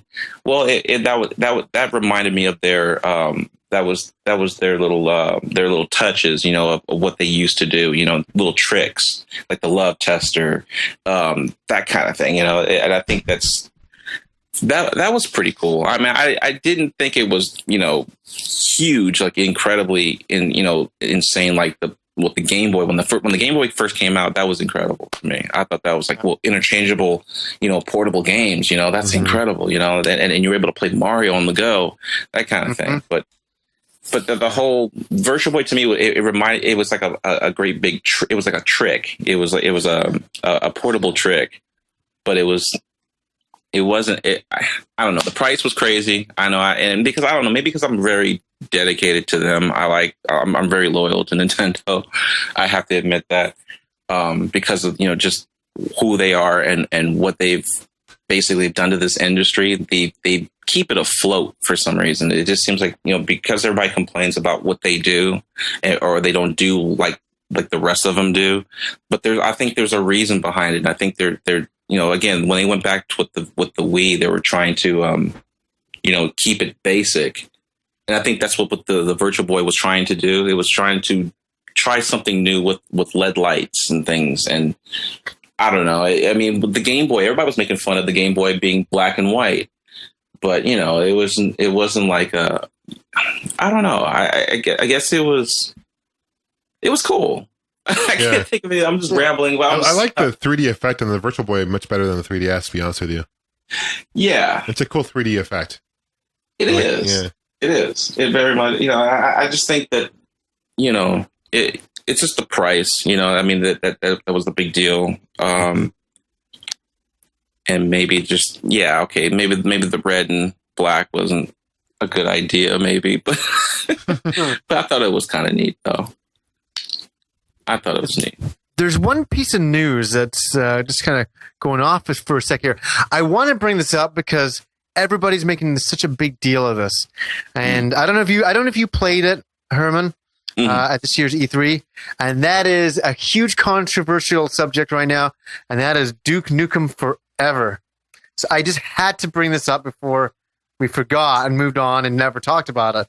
I woke up. Was it yesterday morning?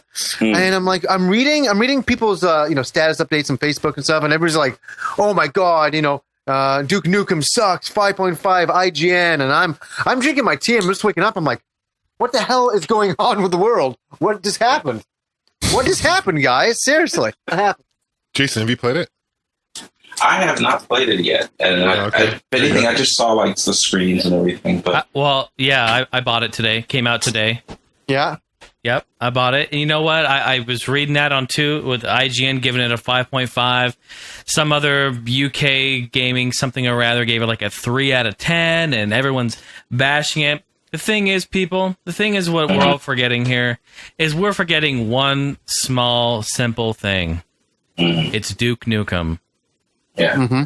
That's what's being forgotten. What's happening is everyone's comparing it to the Call of Duties, the Halos, the Battlefields.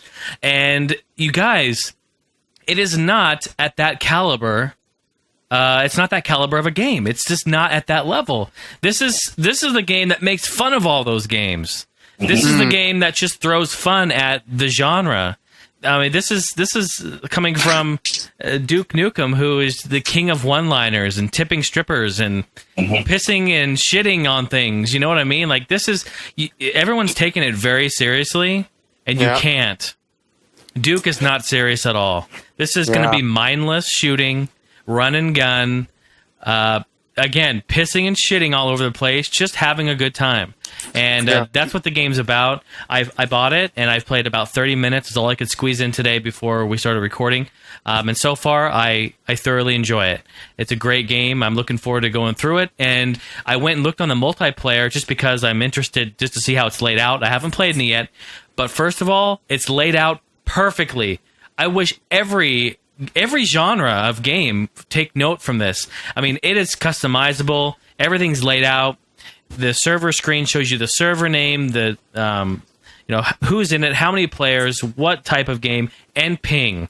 It's laid out perfectly. So again, is this going to be the most this epic shooter? It's going to be game of the year? No, hell no. But is it going to be a hell of a fun time? Absolutely. And anyone who's a Duke fan will love this game, myself included. So Duke Nukem 3D was the first game I played online. Direct connect, dial up on the computer. So I'm very close to Duke. So and I really like it. So how's the health? I mean, how is it handled? Like old school, like you'd actually die. You have to get like armor and stuff. Like, how is this set up? Is it set up like the modern games where you get hit and then you hide away for 2 seconds? Right. So far, how it's laid out is it from what I can tell, you have like an ego bar. Okay. And if you like getting your ass kicked, your ego goes down. All right. And basically, you can drink like beer. You get beer, right? You pound like a whatever 64 thing of beer or something, and he just goes crazy, and his ego goes up, and it gives him a little boost, right? But basically, it's like a health bar where if you get hit, you kind of just kick back, take cover, and it will regenerate itself. Okay. So that is a modern twist on it, where they do have that. Yeah. Mm-hmm. But I don't know.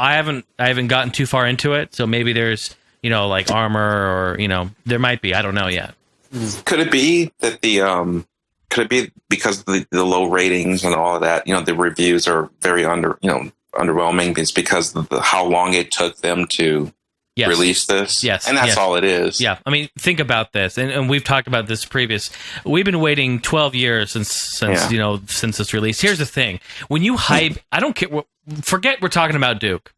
Anything you hype anything Star up. Wars. Yeah, think of it. If you're waiting 12 years for Star Wars. Yeah, John, right? And then it comes out. Misa sucks. Misa sucks. This a game.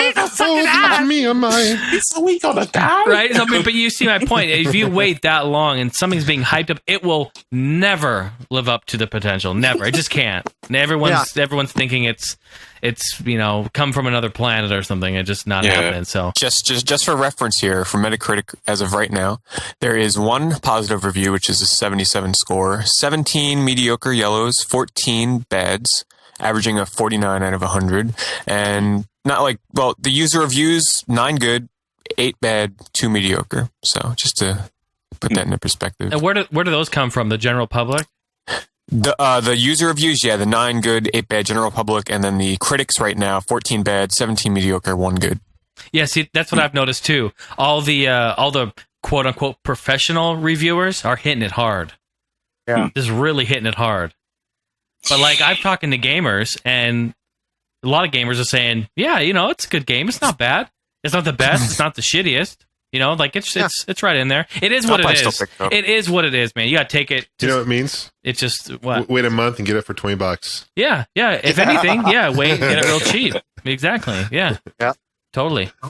Well, on a lighter note, real fast, I want to just say that one of my most anticipated games of the year is doing phenomenally. Actually, I just checked the scores now. Not like scores matter too much, but it's always a little bit more convincing, when you have some decent scores to back it up. Child of Eden right now.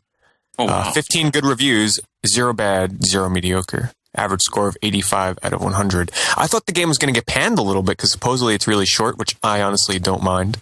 I had a friend over today. I forced him to play Rez for the first time, and he loved it. So I like to do that to people, you know? Games that I love and enjoy, I force them to play through them if I give them a chance. I'm the same way. I haven't bought Child of Eden yet. I'm probably going to pick it up tomorrow along with a Kinect. What? Well, yeah, I played Child of Eden with a Kinect at PAX. PAX East, and I found it to be really, really fun. And I can't really picture playing it with a controller, to be quite honest. Like this game worked really well with the Kinect, and I am specifically buying a Kinect for Child of Eden and one more game, which has been announced recently to be coming to retail instead of Xbox Live Arcade, and that is the Gunstringer from Twisted Pixel. Oh yeah, creators of Explosion Man, The Maw. Miss Explosion Man, so I will be picking that up as well. But I cannot wait to play Child of Eden.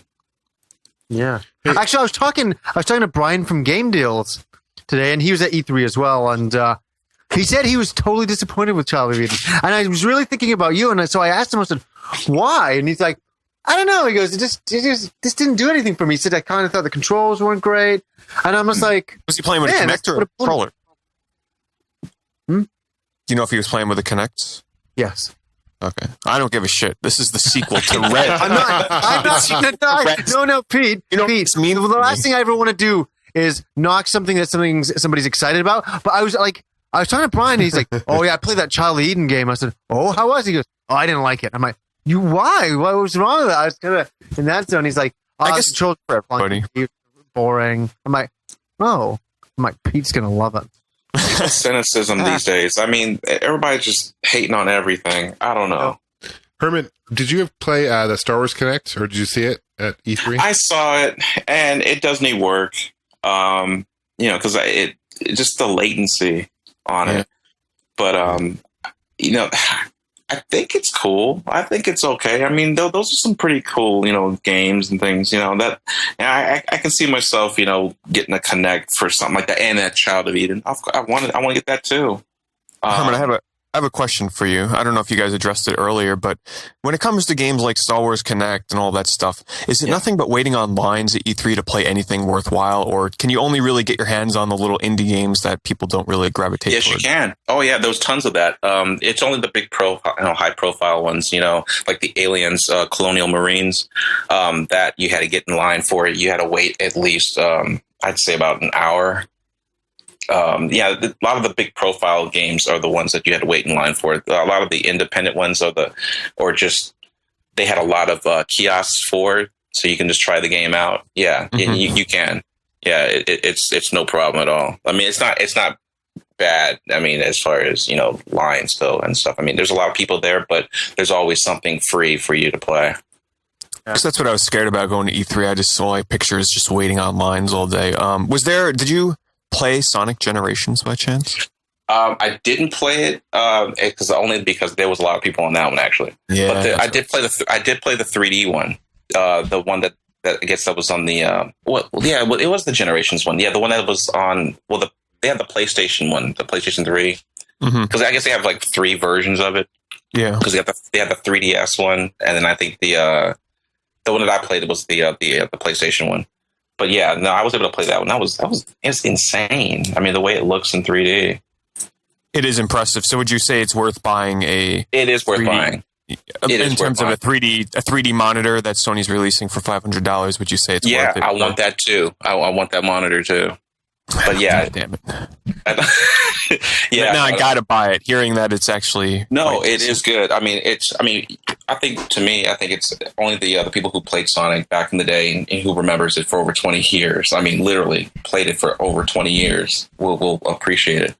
If anything, people who had never played Sonic, I think they will like it too. But I think a lot of the ones that were from the old school, will really appreciate this.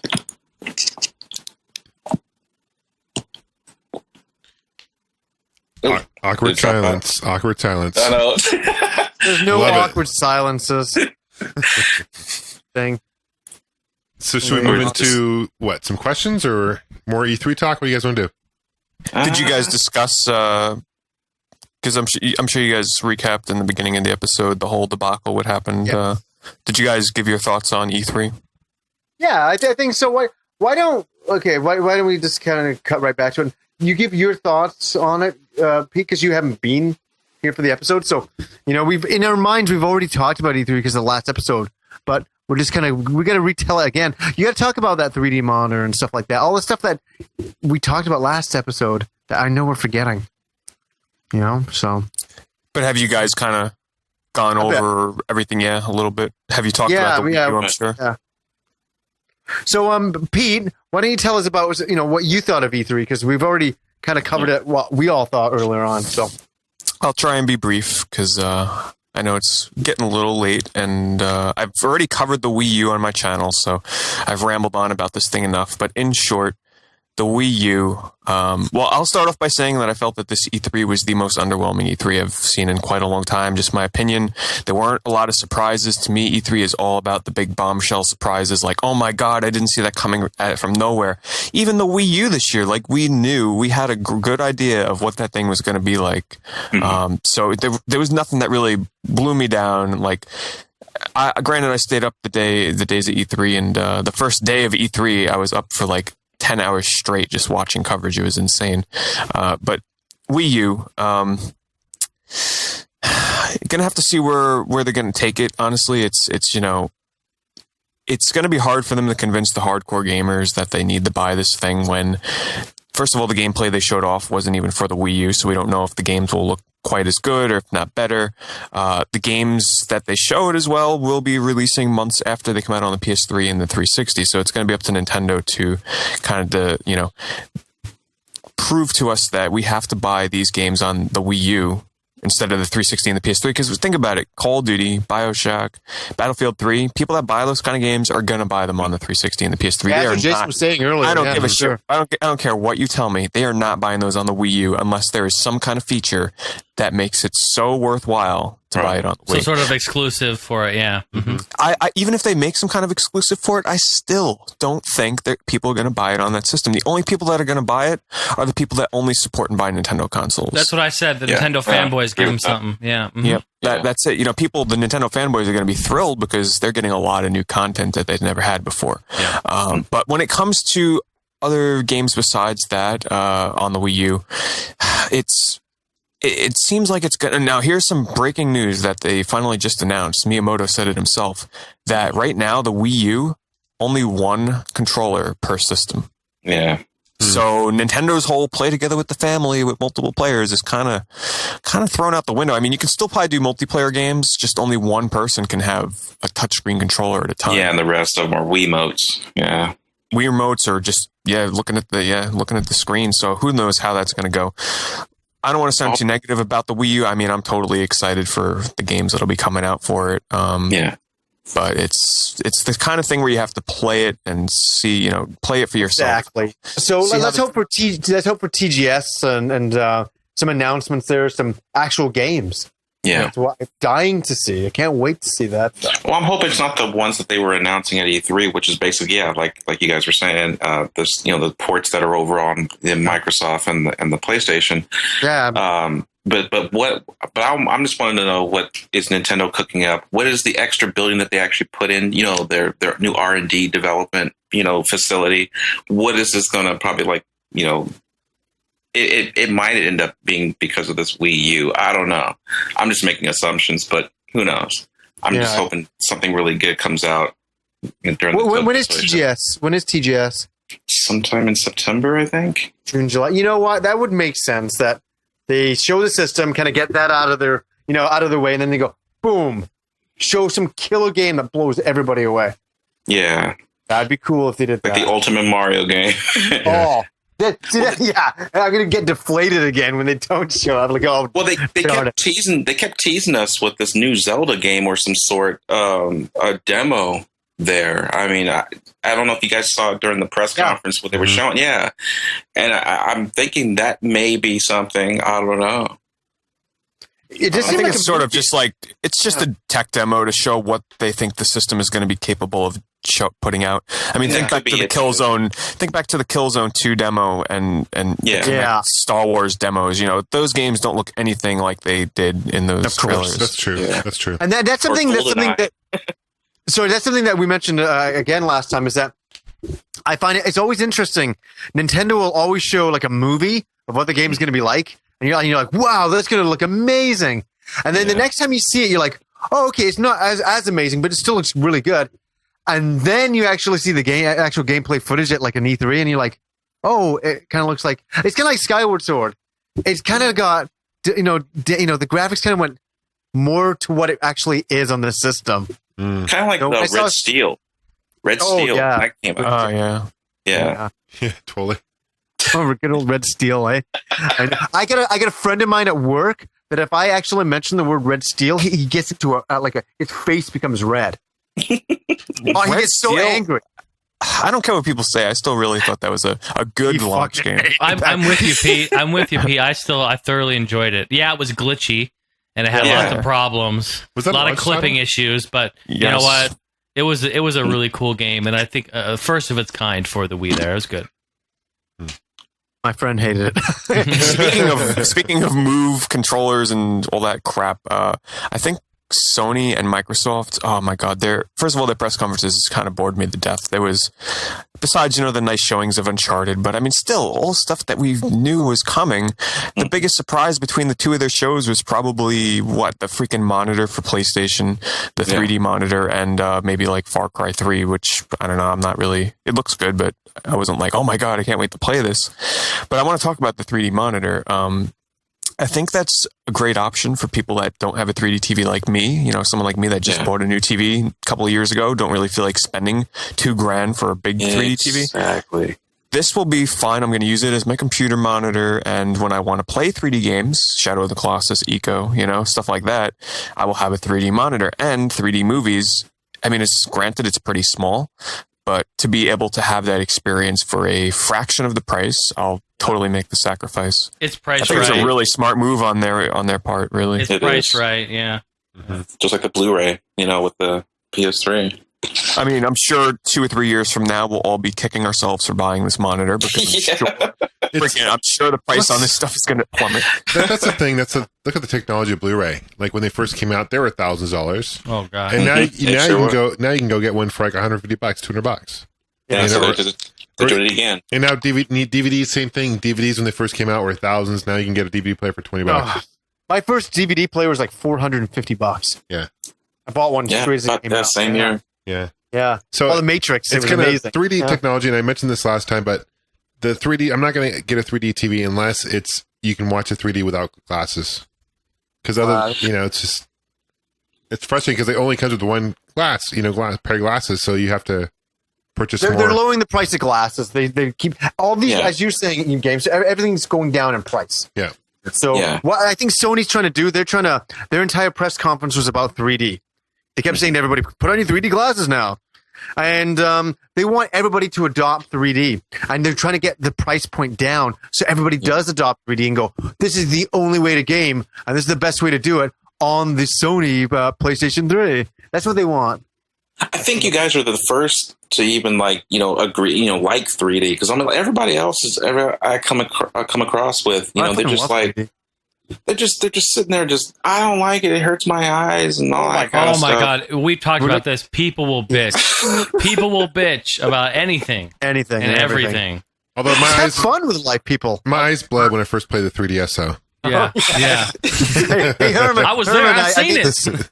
I made this huge story how I got rushed to the hospital when I first played the 3DS. Oh, people were tripping out. People actually thought I went to the hospital. It was ridiculous. Yeah. It was really funny. I think that my eyes started bleeding and I started to feel very dizzy and I didn't feel very well. And my sister and my girlfriend took me to the hospital and I woke up like 10 hours later. I didn't know where I was. And people were like, is Johnny okay? I'm like, no. Oh, you should have seen Facebook. It was fucking crazy. It was just plastered with people. Yeah, I just don't get it. I mean, I look at the images. I mean, really, you went and saw Avatar, and it just.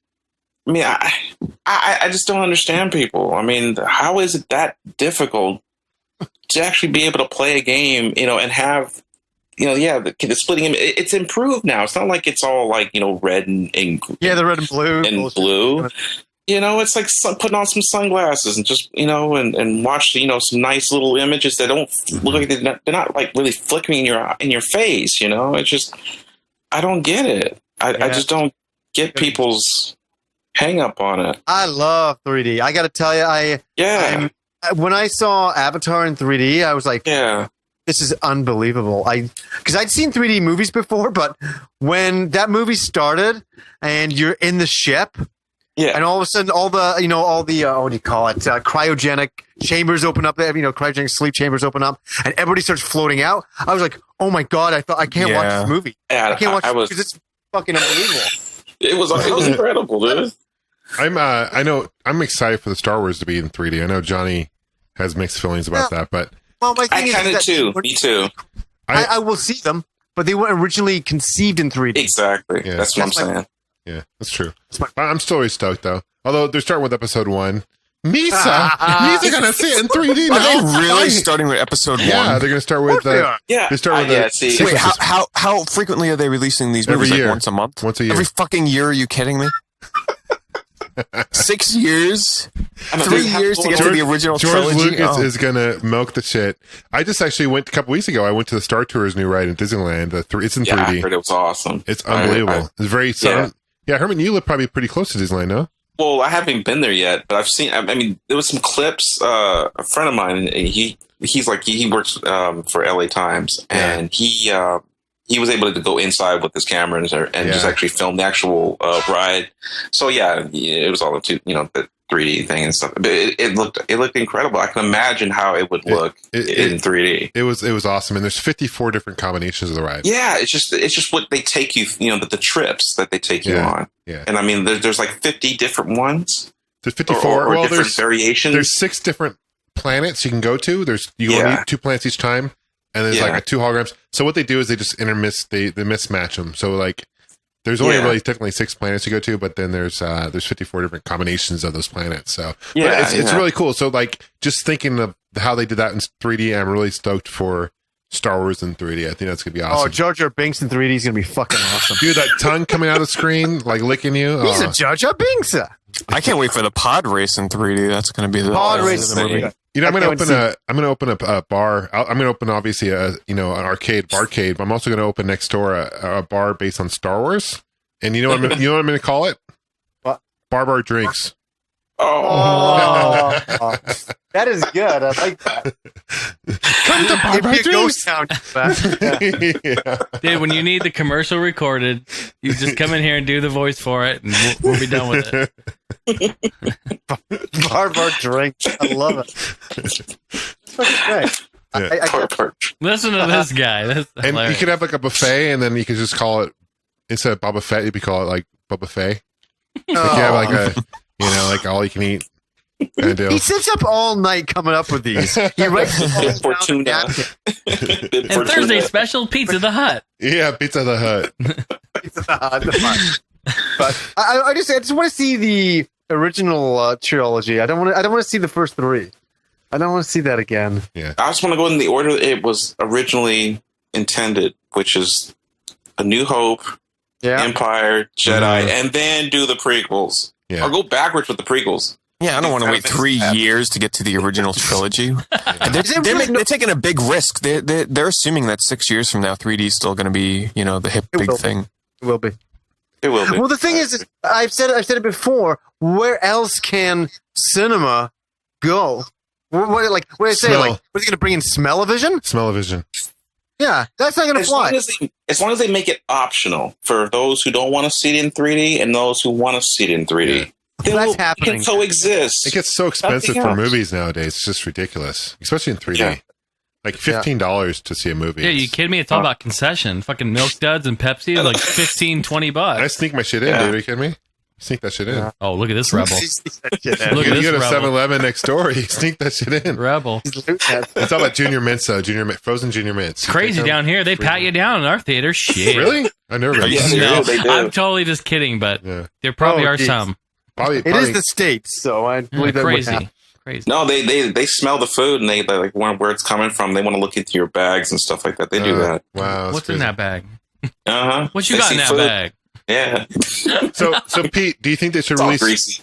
Pete, do you think they should come out with Lord of the Rings in 3D? Of course. I was watching it today. For that shit. I'll be in line for that shit, yeah. But I was watching the first movie today, which, heads up, by the way, I will be attending Two Towers next Tuesday and Return of the King the following Tuesday. But I was thinking to myself, man, this would be pretty cool in 3D, because there are moments in the film where we're like, it's already done. Like it's as if Peter Jackson had been like, gee, I want to make these in the 3D one day, because there's some pretty good moments in there that'll work in 3D. Mm-hmm. Oh, yeah. But I don't know about you guys, but just to have the chance to watch Lord of the Rings in the theaters again was pretty awesome. It was a packed theater there tonight as well. Yeah. A lot of people. Yeah, That's cool. Jason. Yeah, that's awesome. Any updates? Really, Yeah. that's a really cool experience. I'm really happy for you. yeah. Jason, what is going on with you in the Lord of the Rings? What's happening with this? We want an update. Well, what I'm trying to do is I'm trying to set a 4-hour block aside. You need more than that. Dude, Each movie is like these movies 3 hours are long. I mean, I'm not here trying to watch Forrest Gump again. It's not, yeah, but it's not This slow. is Lord of the Rings. You haven't lived Yeah. yet until you watch this. I know, and I'm getting bitched at by everybody too. I totally admire the production value put into that. Yeah, you know, that's- and I'm looking forward to Hobbit. You know, that's going to be insane The Hobbit's too. awesome. We talked about that before for sure. Yeah. But, Okay, but I'll Jason, watch. I Jason don't hasn't own even it. I don't own it. Who? John, do you own it? I own it. I'll let you borrow it. All right, I think I it's have- stand editions. Like Herman, send them my way. I'm about to I buy got them Blu-rays. again in Blu-ray. I want to get them in Blu-ray. I buy every goddamn edition. I already bought the Blu-rays. Now I'm buying the extended edition Blu-rays. God, they're long enough, aren't Wait, they? are the extended edition Blu-rays out? Can you buy them now? It's coming out the 28th. The day that Return of the King comes out in the theaters on the 28th is when they're releasing the extended on Blu-ray. I'm being in a lineup. So when I get the extended on Blu-ray, I'm going to be all Lord of the Rings out because I have just watched the films again. Pete, I just watched them before Yeah. for the Blu-ray. You like the PS2 games and the Xbox game, like the EA ones? Those are The pretty good. PS2, yeah, the PS2 EA games are excellent games. Yeah, they're I'm good. really looking forward to War in the North, which is the new 3-player with online play co-op M-rated Lord of the Rings game coming out.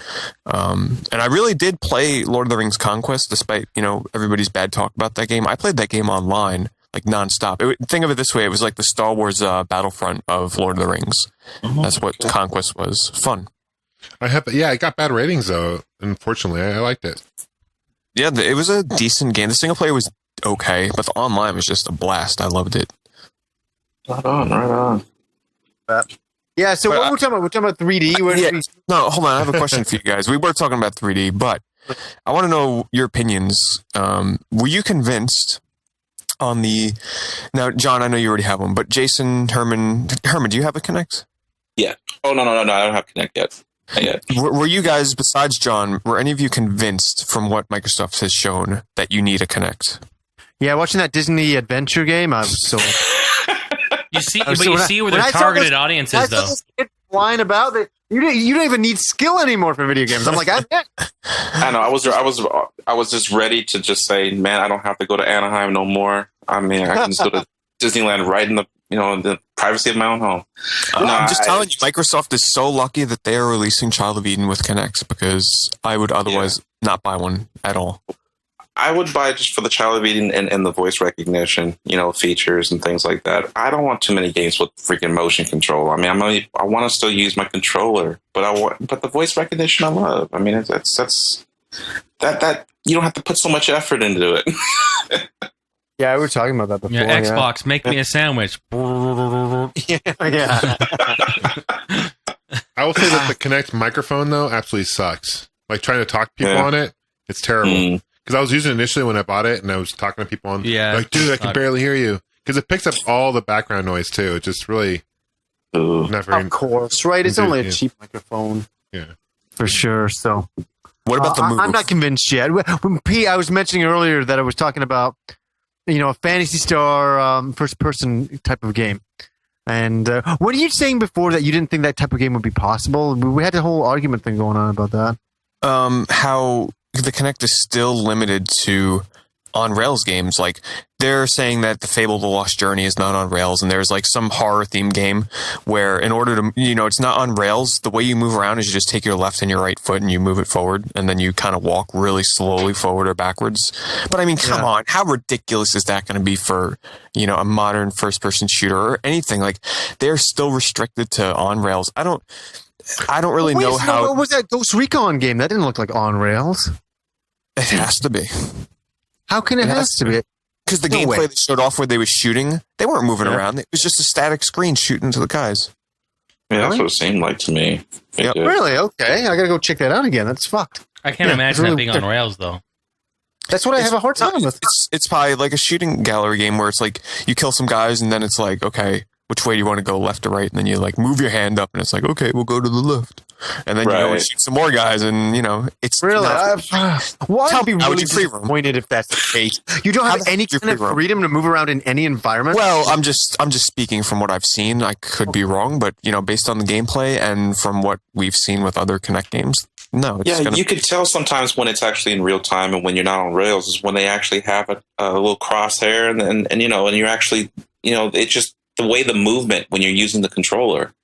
Yeah. You can tell that you're actually moving in real time. But if it looks so perfect and you're going in a straight line, it just, it gives it away. But what they showed off with Ghost Recon, you weren't moving. It was a static screen, so it was like a shooting gallery, basically. Yeah. Mm-hmm. Yeah.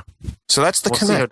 But how about the moves? Still, once again, like they are not. There's no games they're showing off where I'm like, oh my god, I gotta have this thing. I gotta have one. They really were pushing 3D this time. Really pushing 3D, and they were really pushing 3D and the move. They really not too much on anything else. And no goddamn Last Guardian. I brought that up last time, but still pissed about that. Still. TGS. Everything's gonna come out of TGS. Hopefully, watch this. The thing I'll say about TGS: deflated. Like I'll have all these things. They're gonna show this. They're gonna show that, and it's like no, not at all. So they're just waiting for PAX. Oh we're waiting for PAX.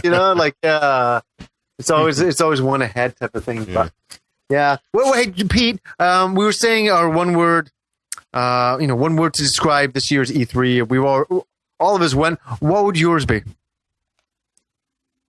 I remember the word I used last time, which was underwhelmed. Yeah, that is my word. Interesting. Yeah. Yeah, it was probably the least exciting E3 for me in a long time. I'm all about the surprises. And, I wasn't let down by the Wii U or the PlayStation Vita, but I wasn't like, wow, like, look at that. I have to have that thing. Excited. Excited. Yeah. I'm excited for it because I'm always looking forward to new games, new technology, but I wasn't. And, well, I forgot to mention, I went to Nintendo World for E3 for Nintendo. I was there with a group of big rabid Nintendo fans, and they were cheering at every little thing, freaking Reggie, they do one little thing and they're screaming. So that's the I bet. It's funny. The food truck showed up. Yeah. Oh God. Yeah. Arkham City. Yeah. My body is ready. Yeah. No. Yeah. Really, they were excited for Batman and all that stuff. But it's funny because I didn't record because I was uncomfortable as all hell, having to sit down on the ground for forever. It was really uncomfortable.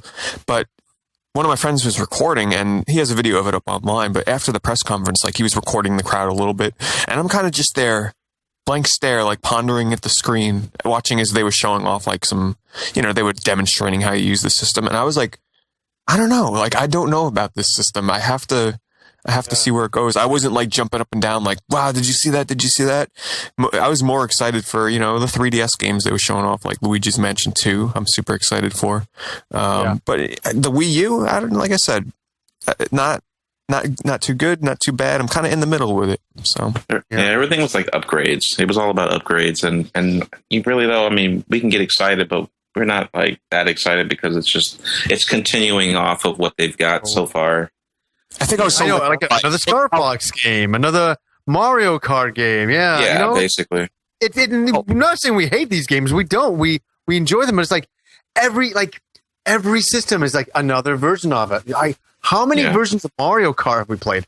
Mario, man. How about we start from the beginning? It's how about we just try to do this? There was the Super Nintendo version, which is arguably my personal favorite. Then the N64 version. And then we have the GameCube version. Game Boy Advance as well. Game Boy Advance. Game Boy Advance, okay. Okay. GameCube version. Dash. Yep. We had... It came out on every console except for Game Boy. No, it was a. Oh yeah, you're right. Yeah. Mm-hmm. Yeah, they were. So, I mean, not Game Boy Advance. I mean, that Game Boy came Color. out in Advance. Game Boy Color but- didn't come out for it. Oh, in Yeah, color. so we had the Wii version after that, and then we had the DS version, right? 'Cause that's what I remember picking up day one, and now we're having the How about, 3DS how about the version. arcade version? Oh yeah, that played- actually is in the local arcade. Two for me. of I them. played that. Yeah, Yeah, two. months two. ago. Played against John on that when we went to the city. But that's more by Namco, I think. It's more of a Namco. Yeah, it's more Nintendo. so than Yeah. Yeah, but it's still Mario Kart. People Yeah. wouldn't place it in the series, I guess, because most people don't even know about it. Like I think F-Zero. Double Dash is one of my favorite ones. I really like that. And God Almighty, help us! what? That's probably the worst one in the You don't series. like? You don't like it? No. Really, It's I like fun. it. And I got 50 legions of fans cheering me on in the background because a lot of people don't like that. And then we got Mario Kart Wii, which is fucking broke. Yeah. And Yeah, then I so have for to. me, I have to go back to it's Yeah, I all probably- about the 64 port for I me. probably like to say Super Nintendo's Yeah. my favorite, just for this is the first one. I love the Super Nintendo. Playing that with my friends over and over and over again. Played the hell out of it off of X Band back then. Oh, my God. Wow. That was Oh, awesome. Oh, now we're pretty- gonna have a that's conversation. X-Band, okay. Here we go. I love that. I got thing one to in the play. room right next to me on display, just sitting up there. Oh hell yeah! Yeah, I still got mine in the box. Hell yeah. Awesome. Good stuff. So, are we ready to move on to questions? Yeah, you know what? Sure. I posted on. I forgot all about that. Hey, I Christ. got your back, guys. I posted a E3 questions only on there, so there's a whole bunch of E3 questions up there. Okay. Can I Quick draw? start? Please Quick do. draw? Yeah. It's kind of, let's do a modified version of the quick draw. And what this is, Herman, is we basically, I don't have my soundboard handy, so we'll just play by ear here. Okay. We have like a minute to answer the question, so basically we just Okay. don't drag them out, Sure. or you get shot. And pass it on when you're done. You got to pass it on to one of us. That way, Yeah. there's no awkward Absolutely. times. Yeah, Johnny, go for Okay, it. so here we go. I'm going to start with Thomas Hong, and his question is, what was your favorite game of the show? And I'm really going to chime in here. Don't steal mine, goddammit. My game of the show was what on. happened. No, because was here's on what the- happened. Last time we did this, I went first, and then Johnny stole my answer. What? No, the game was. Okay, me and Pete's favorite game of the show was from actually the Wii U, and it was what was the name of the game, Pete? Oh, what the hell was it? Shield Defense or something like that? No. Oh. Maybe we have two different answers. Well, this ought to be good then. It was Super Mario Me. Oh, yeah. That is my game of the show. Thank you and good Really? night. No, Really? I'm joking. But that is my joke answer, and I'm going to stick with it. So, what was yours, Pete, then? Oh, come on now. Of course it was Skyrim. The new gameplay for Skyrim. Oh, yeah. Yeah, you know, Basically, for my real Skyrim, answer, I cannot I'm- wait. yeah, for sure. I mean, if I had I'll go with Pete on that one. We'll agree on that one for sure. That my joke answer's done. Herman, your game of the show. Aliens, Colonial Marines. Really? Yes. I haven't honestly. Even though they didn't have any playable versions, it's just that demo was incredible, and I love the movies. I mean, it's just I'm really biased off of the Alien movies and stuff. So when it comes to a game that resembles, James Cameron's, Vision, it's just that is going to have me playing that one forever and getting online with it and all of that. It's all that. I got a geeky question for you, Herman. Are you looking forward to Prometheus, the movie? I am. Oh my god, wholeheartedly, yes, I am. I actually read the script of what the hell is it? The pre-script of it. You know the one I'm talking about? What's the name of that? Do you know? Yeah.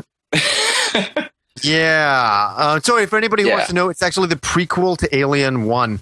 And Ridley Scott is directing it again. And the name of it right now is Prometheus. Prometheus, yeah. It's an incredible story if they follow the script that I read. Is this a minute or what are we? Yeah, cues. Shut up, John. So we usually have a whale go there, and they don't have the whale tonight. They're screwed. Sorry. John, what was your game of the show? I'm excited for Arkham City. Yeah? Yeah, I'm a big. I like the first one, and I like the fact you can play as Catwoman. That looks pretty cool. So, Jason, Hands down, Battlefield 3. Cannot wait for this to come I'm out. surprised by your answer, Jason. I know, and I know everyone listening is the same. Very, very surprised. Well, I can't wait to see their new game engine, Frostbite 2. Can't wait to do 64 multiplayer online for the PC. A lot of really cool things. The game looks phenomenal. Gameplay has always been good for the Battlefield franchise. This is. I'm already calling out. This is going to be my game of the year. Absolutely. I thought you were going to say the new Hydro Thunder. Actually, wait a minute. There's a new Hydro Thunder? Nah, I'm just fucking with. Because I'd be all on that like flies on shit. He just jizzed his pants, dude. Seriously. It was like new Hydro Thunder. Before we move on to the next question, though, for the people out there listening, I'm just going to throw you a couple of games that went kind of under the radar at E3 that look really great. There's a game called, now some of these have been shown off before, but they were shown off at E3 this year. Insanely Twisted Shadow Planet. It's sort of like a twin stick shooter in the vein of Metroidvania. Looks very, very cool. Sort of like a Limbo kind of really unique looking game. Nano Assault, sequel to the Nano Stray series on the DS. From Dust, from the creator of Out of This World. He's coming out with a new God kind of game. Looks pretty good. Rhythm Heaven on the Wii. Cannot wait. I was a big Rhythm Heaven fan on the DS, so there's one coming out on the Wii. And Journey, also coming out on PSN, which is from the creators of Flower, one of my favorite games from basically the PS3. I'll throw that out there. That's one of my favorite games on the PS3. Wow. So that's a couple to look out for. Especially, I'm telling you, Insanely Twisted Shadow Planet. Everybody that's listening to this, Google some gameplay of that. It looks freaking awesome. Cool. Coming out on Xbox Live Arcade for Summer of Arcade. Cool. A lot of great independent titles. Yeah, they're Maid's Quest coming out. Maid's. All right, what else we got? Pick one, John. Yeah, I'm not over by the computer. I'm over across Pick the room. one, Jason. Be the man. Let's see.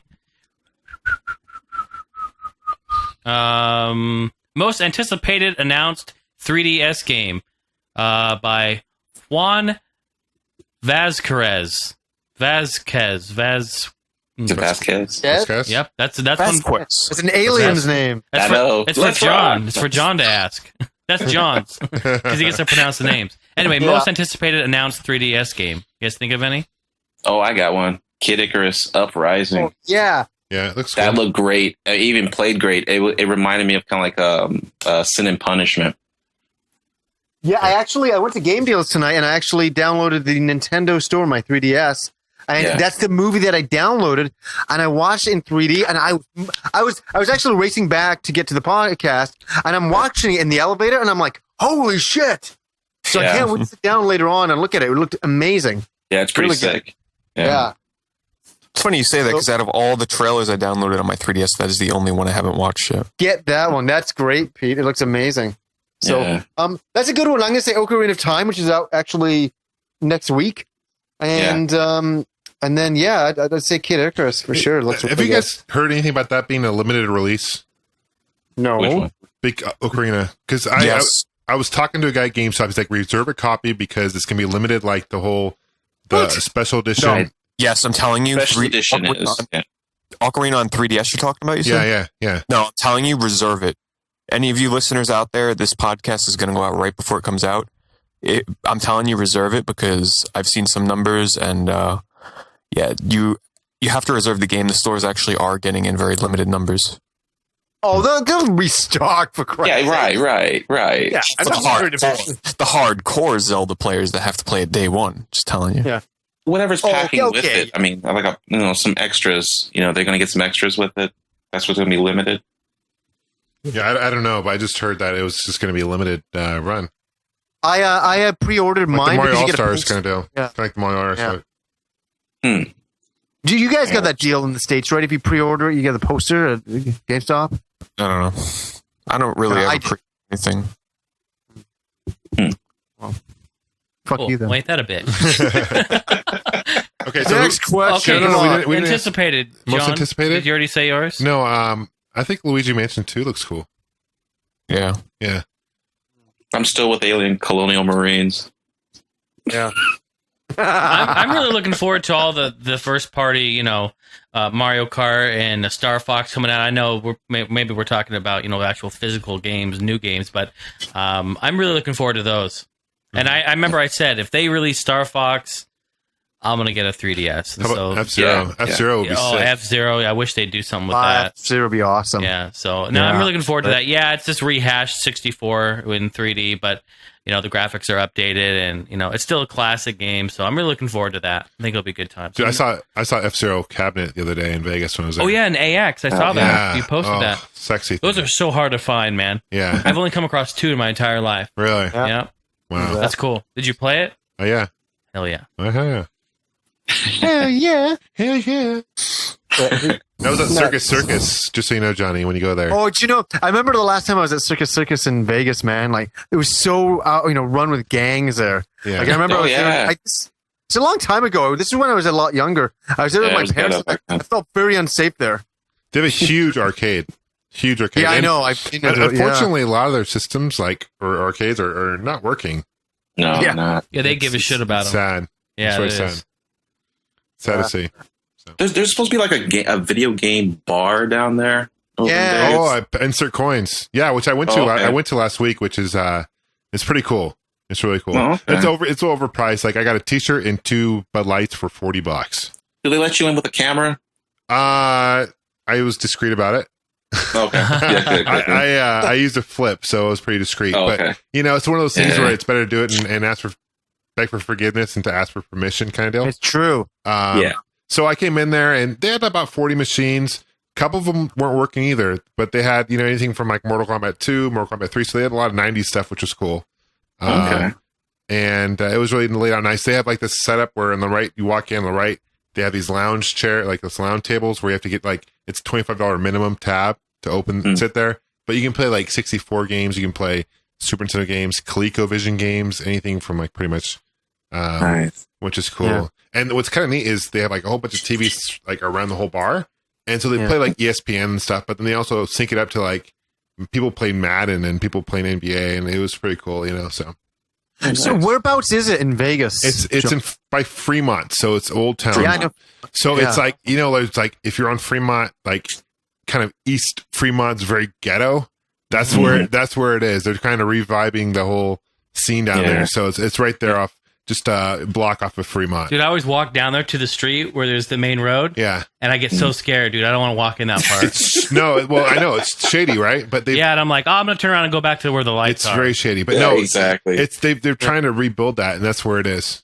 Rebuild. Yeah. So there's no cover. Yeah, that old part of Vegas is kind of run down for sure. Yeah. Like, I remember being on the bus and I just see more bums as I'm driving down. I'm like, you know what? Like, I think maybe I should just stop now. That's Vegas for you. I think I mentioned this on the other podcast, but like I was seriously walking and I saw a guy pull out a gun in a Taco Bell drive-through. I said no lettuce, motherfucker. Yeah, no, it was like the most. No, it was like they weren't arguing at the Taco Bell guy. They're arguing. So two cars were going back to back. Just one cut off the other, and they're calling each other names, getting up in their faces. One guy whipped out a gun, and I'm like, shit, I'm out of here. This is Vegas. Fuck, I'm going to Burger King. This is bullshit. Yeah, this is bullshit. My life's not worth this shit. In the States, like, only in the States, I swear to God. I don't even like, want that bean burrito. Dude, no, Fuck that. one time I was in Canada, I was getting a poutine, and fucking guy whipped out a gun on me and shit. And he's like, what kind of Yeah, my ass. Bullshit. Bullshit. Jesus. Of course, yeah, he invited you to his igloo. And, probably hit you with snow, we took our husky. snowballs. We took our husky sleds. We Yeah, exactly. Jesus Christ. But that's funny. But yeah, no, I'll be in Vegas next week, so that's why I want to know where it is. Is it 40 next bucks? week, right? Wait, Yeah. it's $40 for a fucking t-shirt and 2 No, Bud Light? that's what it was. Yeah. Yeah, it's not. God. It's Vegas, dude. Yeah, I got other things to do there. So you're in there next weekend? Yeah, I'll be there I'll be there 22nd to the 26th. Okay. So Wow, if anybody's that's listening to the podcast, lives in Vegas, give me a shout. Give me a dingle. I'll be there within 5 days after you leave. Oh, you kidding me? Right. Yeah. I don't know, what is it? Vegas season or something? Everybody's just going to Vegas? No, it's really weird. I know so many people who are going down in this month. It's absolutely great. nuts. Yeah. Wow. So, where are you staying down there? You staying with some friends? Or you staying? No, we're going to be over at either the Excalibur or Luxor.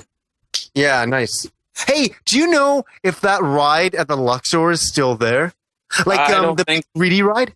No. I don't think so. Yeah. They pulled that out along with. Remember, there was a Sega arcade over there too. GameWorks. GameWorks, That's still there. No, it was something else before that. It was called Virtual. Man, I forgot the name of it. But it had like a little big Sonic neon sign. I was and there everything. during that heyday, Herman. Dude, they I had was it down in the 90s then. Yeah, with the R360 and everything. That was there too. Herman. Like I remember being in Vegas when Alien versus Predator was out for like Capcom. I remember seeing that scene going, "Oh my god!" Yeah, there was like an R3. There was an R360 and a 10-player Daytona. Wow, Daytona. Yeah, Let's go away. that's cool. Game over. Yeah. I remember going there and seeing like 10 Neo Geo cabinets in a row. And what was it playing? They were playing that fucking Fatal Fury Special. Fatal Fury Special. That was the first time I'd ever seen it. I'd read about it, and I saw there's 10 Neo Geo cabinets in a row. I'd never seen anything like that in my life. And I'm like, oh my god, it's a great day. Fatal Fury Special. It plays Geese. Yeah. It was amazing. Geese Howard. Geese Howard. Yeah. Duck King. Yeah, those are good times. I miss it. Yeah, Johnny, I'm gonna try to be up there next weekend for you, man. Friday night, I'm gonna try to roll up there. Yeah, and so is Jason. Jason's not gonna cop out because he's a good guy like that. I'm trying. I've got to talk to the wifey about it though. I'm trying. But Guys, you should just come out for like this one night. One night, yeah, one night, yeah. Day. I'll try. It's just so hard because I'm gone a lot for work, and it's. Think of the benefits. You can sleep in the same bed with each other and be naked. Come on. It's the benefits. There's a lot of good stuff. I don't know if I want to do that with John, though. I don't know why you want to say it's Vegas. It's Vegas, baby. Vegas stage. Oh god, hangover. So. Should we get on to the games we've been playing, or do you want to do some more questions? We still haven't finished the last one. What was the question? What was the fucking question? Yeah, here's the whale sound. Pete, what's your most anticipated 3DS? Yeah, Okay, so 3 answers quickly. Jesus. 300 answers sequentially. Okay, for a game that was announced at E3 would be Luigi's Mansion 2. For a game that has been announced in the past, but there's very little gameplay, a game called Beyond the Labyrinth, which is Beyond the Beyond. I was getting afraid. It's a Tri-Ace RPG coming out that looks absolutely phenomenal. It looks like it could be on the PS3. It looks. Please send me a link to this, Pete, afterwards. I want to see that. Okay. And then one that is coming out soon, the first RPG to come out on 3DS, which is Shin Megami Tensei Devil Survivor Overclocked. Oh wow! Wow, say that 3 times fast. Yes, but that is my answer. Nice. Anyone else need to answer that? Anyone else? God damn it, go. I think we covered it. Okay. Yeah. Pete, The problem is, all the questions. Sorry for everybody who asked a question, but they're all basically what we've already answered. All the way through. Yeah, you know what's great is that's fantastic because we answered everyone's. Yeah. Nice. Look at it like that. Thanks everybody for. Thanks for asking questions. I have a question for you guys. What's one game that you hoped and wished and prayed that would be shown up at this year's E3 that wasn't shown? I will go first so no one steals my answer. Well, I got 2 answers. He's got 500 sequentially. That would be, well, first of all, we all know there was no Pikmin, no F-Zero, blah, blah, blah. But I was hoping to see Beyond Good and Evil 2 from Ubisoft, which never happened. That game apparently is probably never coming out. And I would have loved to have seen a Mirror's Edge 2 from EA. Yeah. That's unfortunately one of my favorite games from this generation of consoles, but I think EA has kind of given up on it, unfortunately. I kind of wanted some Grand Theft Auto 5. Did you? Yeah. Yeah, I was kind of like thinking maybe there would be a 5 or something crazy coming out. You're right. That's That's a funny game that nobody's talked about for a while, and that's really you'd kind of be expecting one now, right? So yeah, I would think so. Yeah. There's some gay Tony. Yeah, I was thinking. I guess I was expecting to see a Super Mario World. I said that and goddamn those rumors. I mentioned it earlier on, and people. Some of these guys who bullshit on some of these forums, and they have legitimate credentials and stuff like that. It's like a full-time job. Some guy was saying that he worked at the ESPN, the ratings guys or whatever, and he had to see a trailer for the Nintendo Wii U, and he was describing what he saw in this trailer, and it just sounded so fucking feasible, and it sounded like a pretty good source. Then again, what am I talking about? It was from 4chan. But 4chan. some really good stuff has gotten leaked from there before. So that's why I was kind of taking it like, hey, maybe. But a Super Mario World, this is what got me excited again. I felt like a kid when this person was describing this. Like one gigantic world, no levels. Just one gigantic level world, I should say. And with save spots throughout. That would have been really cool. That would be awesome. Yeah, watch the video link. Yeah. Well, I'm just gonna check out some of these screenshots first. So Pete sent me some pictures of this Beyond the Labyrinth. Oh, Pete, I have seen this. This does look excellent. I haven't seen this before. Mm-hmm. Yeah, this looks great. No gameplay for it yet, just some screenshots. But my God, does it look good? That looks very cool. Yeah, I'm in. Yeah. I'll be in the lineup for that shit. I'll be online for that shit. That's Pete's brand new line. I love it. I'm going to steal all the time. Great. Dan, that's my pick. What do you guys got? John? What was the question? I'm sorry. The question is, what kind of underwear would you wear? Cotton. The kangaroos, dude, do those, like, whatever, those. What was the question? What was a game...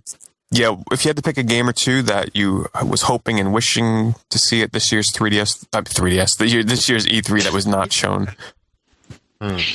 Well, I'm going to say that all that's really been on my mind was what Nintendo's going to be doing over there and Battlefield 3. So I already knew what I was getting into there. I guess really wasn't hoping for no Killer Instinct. I wish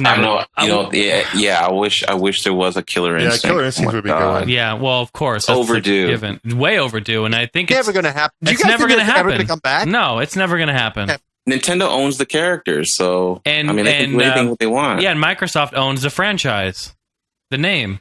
Oh shit! Really? Yeah, it's never going to happen. It's rare, yeah. Oh, they can change the name. They can change it to something else. Give us all new characters. I don't know if they'll ruin the purpose or something. I don't know.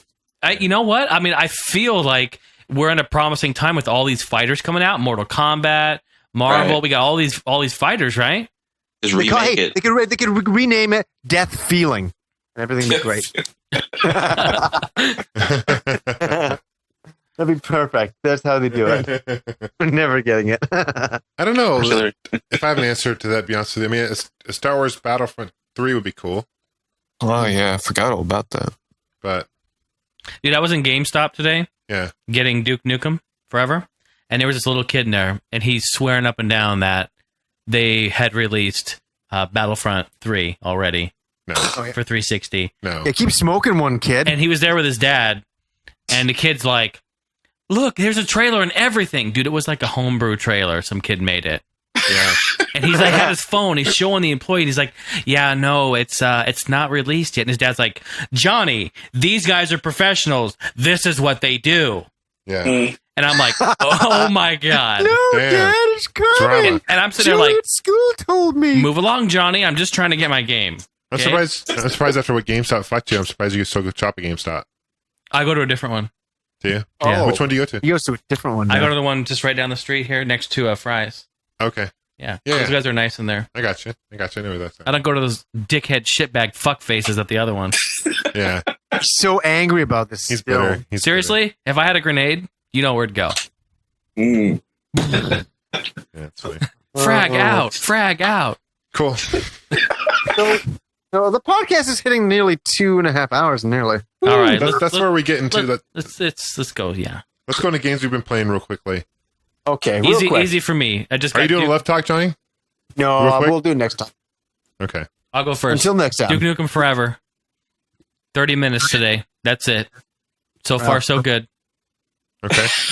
That's about all I got. I was playing Phantasy Star Portable 2, and I can honestly say, I hate to say this. I keep saying this about all these, remakes or sequels that I don't like them. I didn't like it. I really can be honest. I didn't. I was on the same boat with you with that one, though. Yeah, you know what it is? It's like Universe all over again, and I spent 350 hours playing Universe, and that was that wasn't a good game. It was an okay game. I spent 350 hours still playing an okay game, but I just thought Portable 2 was like, hey, you know what? It's kind of like more like that. I don't know. I want them to get rid of this shit now and start, something new. I know. What's that new Fantasy Star Online game? That really 2? That pisses me off. It's going straight to PC. Unbelievable. Makes me so mad. But I want an RPG. I mean, I want the old school. It wouldn't get that. Continue off of 4. Into Millennium. Come on, give us old school RPG. They don't commit. Like, you'd think there'd be a Skies of Arcadia 2 right now. You know what I mean? I should have just fussed out Naka while I was there. Hey, I gotta talk to you. I know you work. I know. I know. Yeah. So. Well, tell him, say, me and you need to have a personal talk. When you come over here into this room here, close the door. Say, what the fuck is going on, man? I know. What the fuck is going on here? What the fuck is going on out there? I'd love to do that. I would love to do that. He thinks like you just totally make this front like you got like these posters stuff. I'd really like you to sign. Actually, what the fuck is going on out there? Yeah. You turn the poster around and says, "Where the fuck is a real Fantasy Star game?" You fat. Yeah, you're whipping the poster over his head. So, Yeah. Oh, jeez, I know. You open the door and there's all this blood pouring out, and you just like step out. I don't know what happened. I know he slept. Now, I'm currently playing Super Gunstar Hero, Gunstar Superheroes on the DS. I'm going way back now. Nice, man. It's a good game. So I'm just messing with that mess. Is that a port of the Genesis, or is it a completely different game? It's somewhat. It's got some extras. Okay. It's got extra stuff in the next level. I didn't mean to pick that up, but that's pretty sweet. Yeah. Awesome. It's very nice. Anything else, Herman? Not really. I mean, I've got all this stuff, but I haven't had any time to just start plugging the stuff back up and playing because I'm going to be moving soon. Probably left up in Burbank or Pasadena. Don't know for sure. Nice. Yeah, so I like that area. Yeah, it's nice. My dad lived in Burbank for several years. So. Oh, really? Oh, Yeah, okay. Yeah, other than the gang shooting, this is a great place. Yeah. I'm totally just kidding. I love California. No, it is crazy. No, seriously, I live in Arizona. I'm in Phoenix here, so you know. The cost of living up there crazy is down crazy here compared to what it's down here, though. It's too much. Oh, it is. Yeah.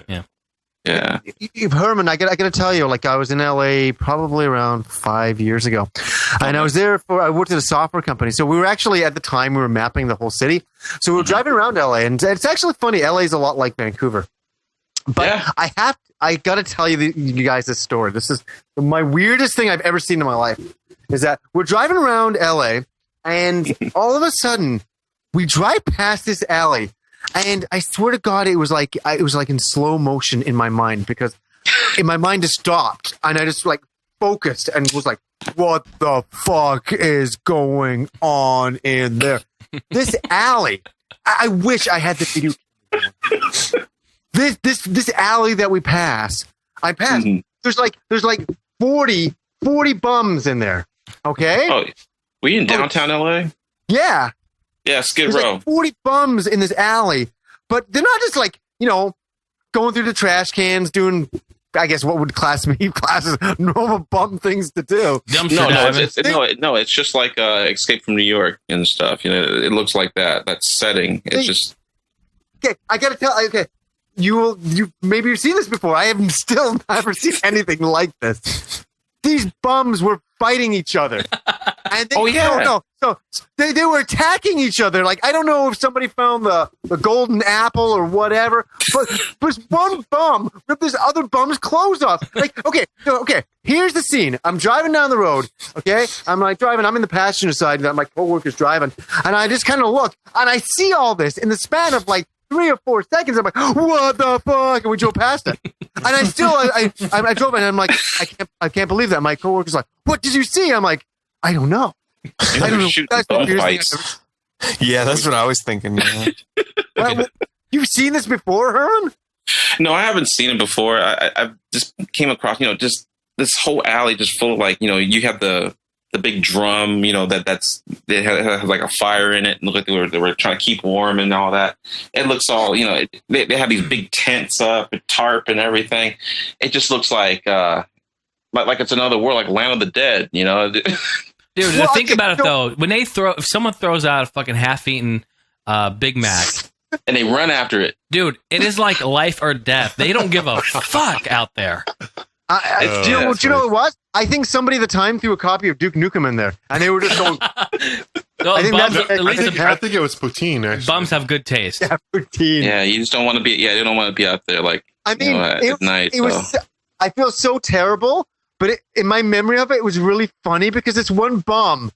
Like they're like all these guys are fighting. There's like they're all punching each other. 40 bums punching each other.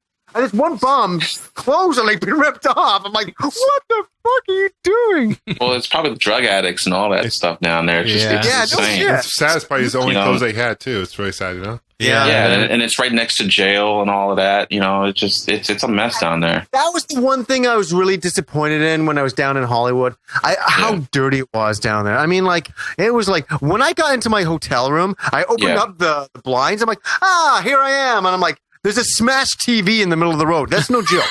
Oh no, but that's funny because you said 5 years ago. Oh no, it's changed. Yeah. And it's changed dramatically. They got Foot Patrol. Probably looking back now, in 2011, probably more like 6 or 7 years ago now. But there's a lot of vagabonds. There's a lot of vagabonds. There's a lot of like just homeless kids, from other cities and things like that. They're moving in and all that. Like these skate punks. They're like skate punks that are like they're bumming. They don't even have a home or anything. They're from another place. Yeah, it's pretty wild. It's like Mad Max. Like, I was walking down the Hollywood, Hollywood Strip, and I was like, I feel fucking nervous around here. Like there was like crack addicts, there was fucking prostitutes, there was like it was like, holy, this is Hollywood? Well, I'm like, wait a second, yes, this is Hollywood. Yeah, prior to like when the Kodak Theater was being built and all of that, I mean, it was really going to hell, and they have been upping it now and making building new places. A lot of clubs are going up now over there. It's become very Disneyland like. So now the kids are out there too. I mean, it's really packed nowadays, and I don't know. Cool. I guess they spent a lot of money. Yeah, they spent a lot of money restoring a lot of stuff over in Hollywood now. Cool, because I didn't want to go back after that. I was like, you know what, I don't need to do that again. Oh, it's changed. It's from 5 years ago. Yeah, it was crap back then, but now it has come up pretty. But I got such a wonderful memory of that bum fight in that alleyway. I will never forget that scene for the rest of my life. It was something. Yeah. No, it's crazy. No, it's funny because every time I see things like that, I'm immediately always thinking about movies, and I'm thinking about like just Escape from New York or They Live or all that kind of crazy sci-fi. It just because they actually shot them down here, so it's just not too far off from what it looks like in real life. Yeah. So Herman, hey buddy, have yourself a great move. Hope it goes well. Good luck up there. Thank you, Jason. Yeah, absolutely. Any other games you've been playing, man? I've been playing, some other DS games. I mean, I haven't been popping up the consoles and stuff lately, except for my Wii, maybe. I'm just messing with that a little bit. Because I haven't played that in ages. Mm-hmm. Oh, yeah, me too. Mine started, dude, I fired mine up last night for a little while. Yeah. It started locking up on me. Really? Yeah, don't laugh at me. That's bullshit. Probably overheating. Mine doesn't. Dude, it started to lock. First, it wouldn't get past. When you turn it on, it says press A to continue. The press A icon wouldn't come up. Finally, it did. Started playing Mario Party 8. After the first round, locked up. Wow. I look at my girlfriend. I go, "Well, thank God we weren't on turn 14. Someone would have got a fucking snail mail and number 2 pencil letter on that one." But so it started to lock up on me, but I hope it doesn't die. Because I'm not opening up my anniversary one over there. It's not happening. Don't let it fool you though. I mean, I have a lot of stuff, but it's like some of this stuff you have to really get into it, and and sometimes you just don't have the time to. So what I do, I'll put in. Yeah, just plug up my DS and you're in the game quick, and then out of it, and it's just some of the games are a little bit more simple, and then I go back on a lot of the older stuff, maybe on Genesis and Super Nintendo. Yeah. I'm always doing that. But even though, I still keep in contact with the current stuff or just, checking it out. Sometimes I'll gamefly certain things too.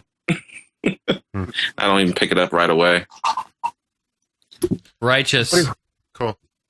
Pete, Pete, have you got your list? Have you got your Christmas list? That I've been preparing my lists this whole time. God. Now, granted, I can't remember everything because it's been a while since we did games we've been playing recently. But one game on the PlayStation Network that I've invested a lot of time into is called Wizardry Labyrinth of Lost Souls. I played that too.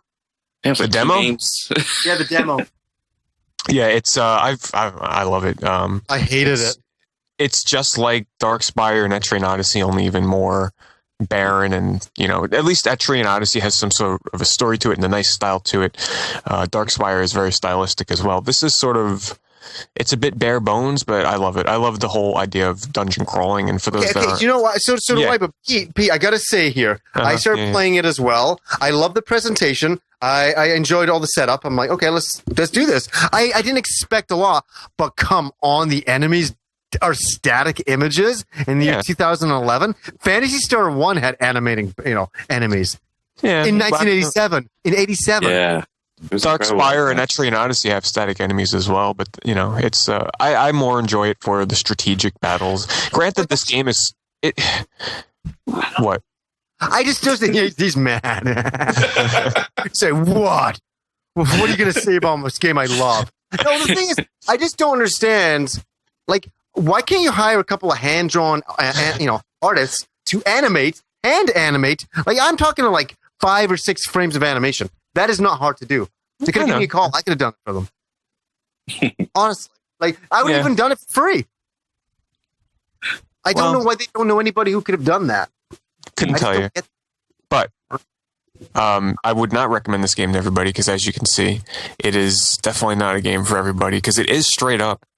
This is hardcore dungeon crawling. This is straight out of, when was the first Wizardry release? 1980, something like that. This plays just like those, really. There's no story, hardly any story to speak of.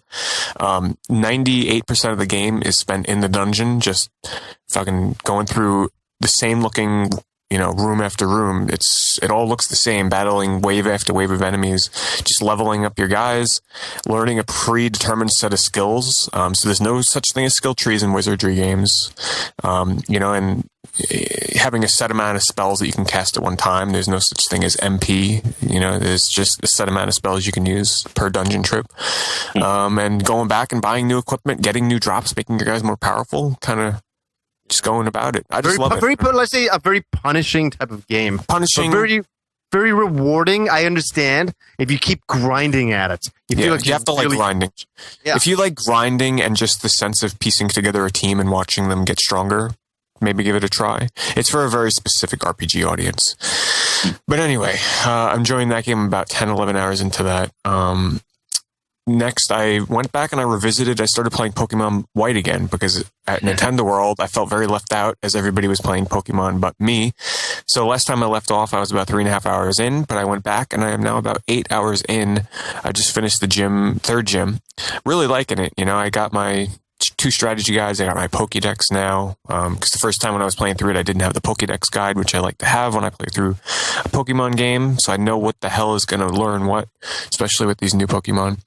I also bought and received Snowboard Kids 2 for the N64, which I did a live stream of along with the first Snowboard Kids, which I own, but I just streamed it along with the second one. Excellent series. Snowboard Kids 2, nowhere near as good as Snowboard Kids 1 in my opinion. Still a great game. It's actually a pretty rare game. It took me quite a while to get a hold of it. Did any of you ever play Snowboard Kids? No, I haven't. A while back.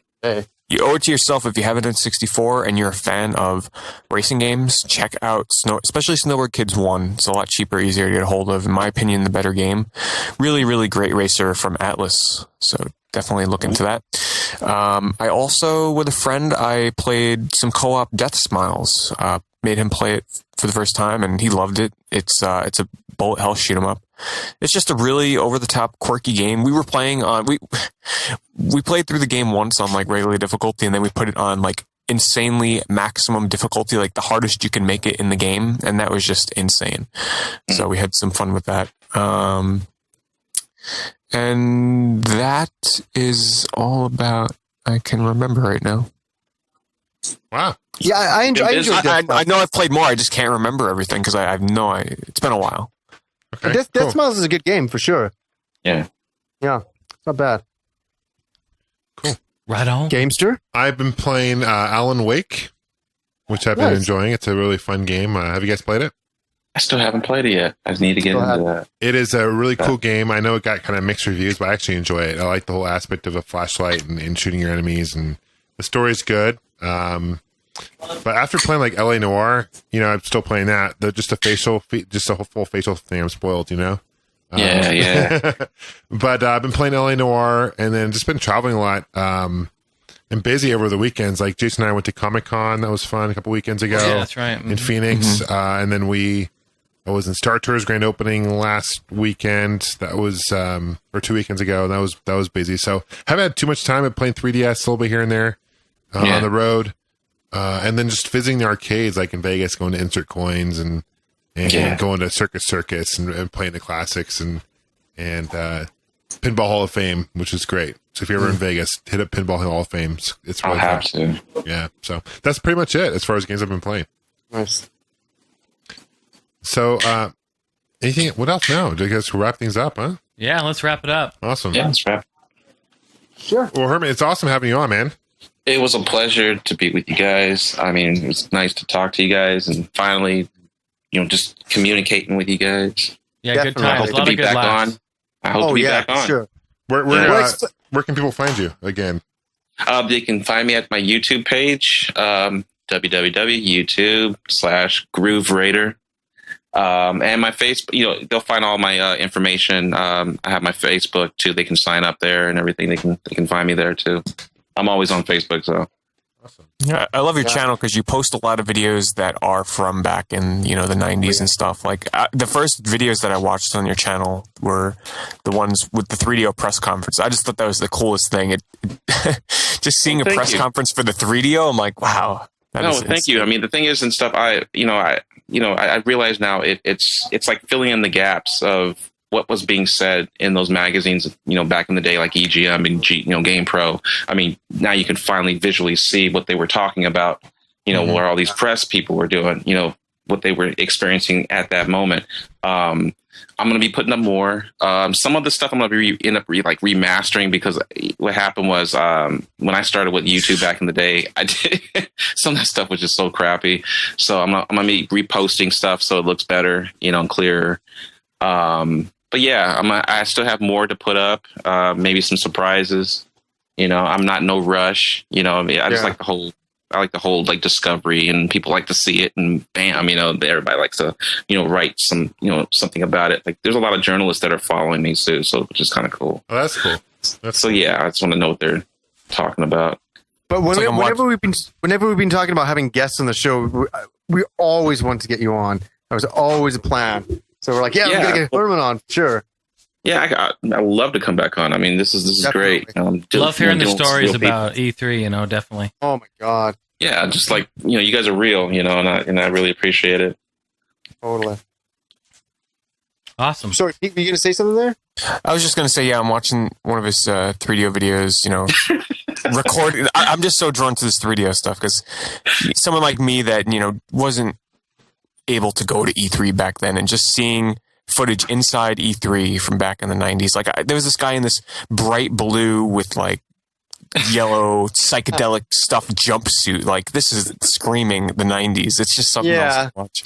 Tube TVs everywhere. It's insane. It's a lot of fun. Yeah, it is kind of weird looking back at that stuff. I mean, but I just remember, I vividly remember a lot of it, and it's just, it's amazing how drastic it's changed. Now it's almost like Comic-Con. It started like those little small comic book convention, and now it blew up into this extravaganza with the Hollywood studios and everything. So it's the same thing with the video games. I mean, it's so much so. I forget which channel I went to, there's a game trailers or something, and to watch one of the press conferences, and they got it was like the Oscars. Yeah, it's like the Oscar. Exactly. It's just like that. I mean, believe it. These guys were talking about their predictions. What do you think Sony's going to show this year? I'm like, I don't like it.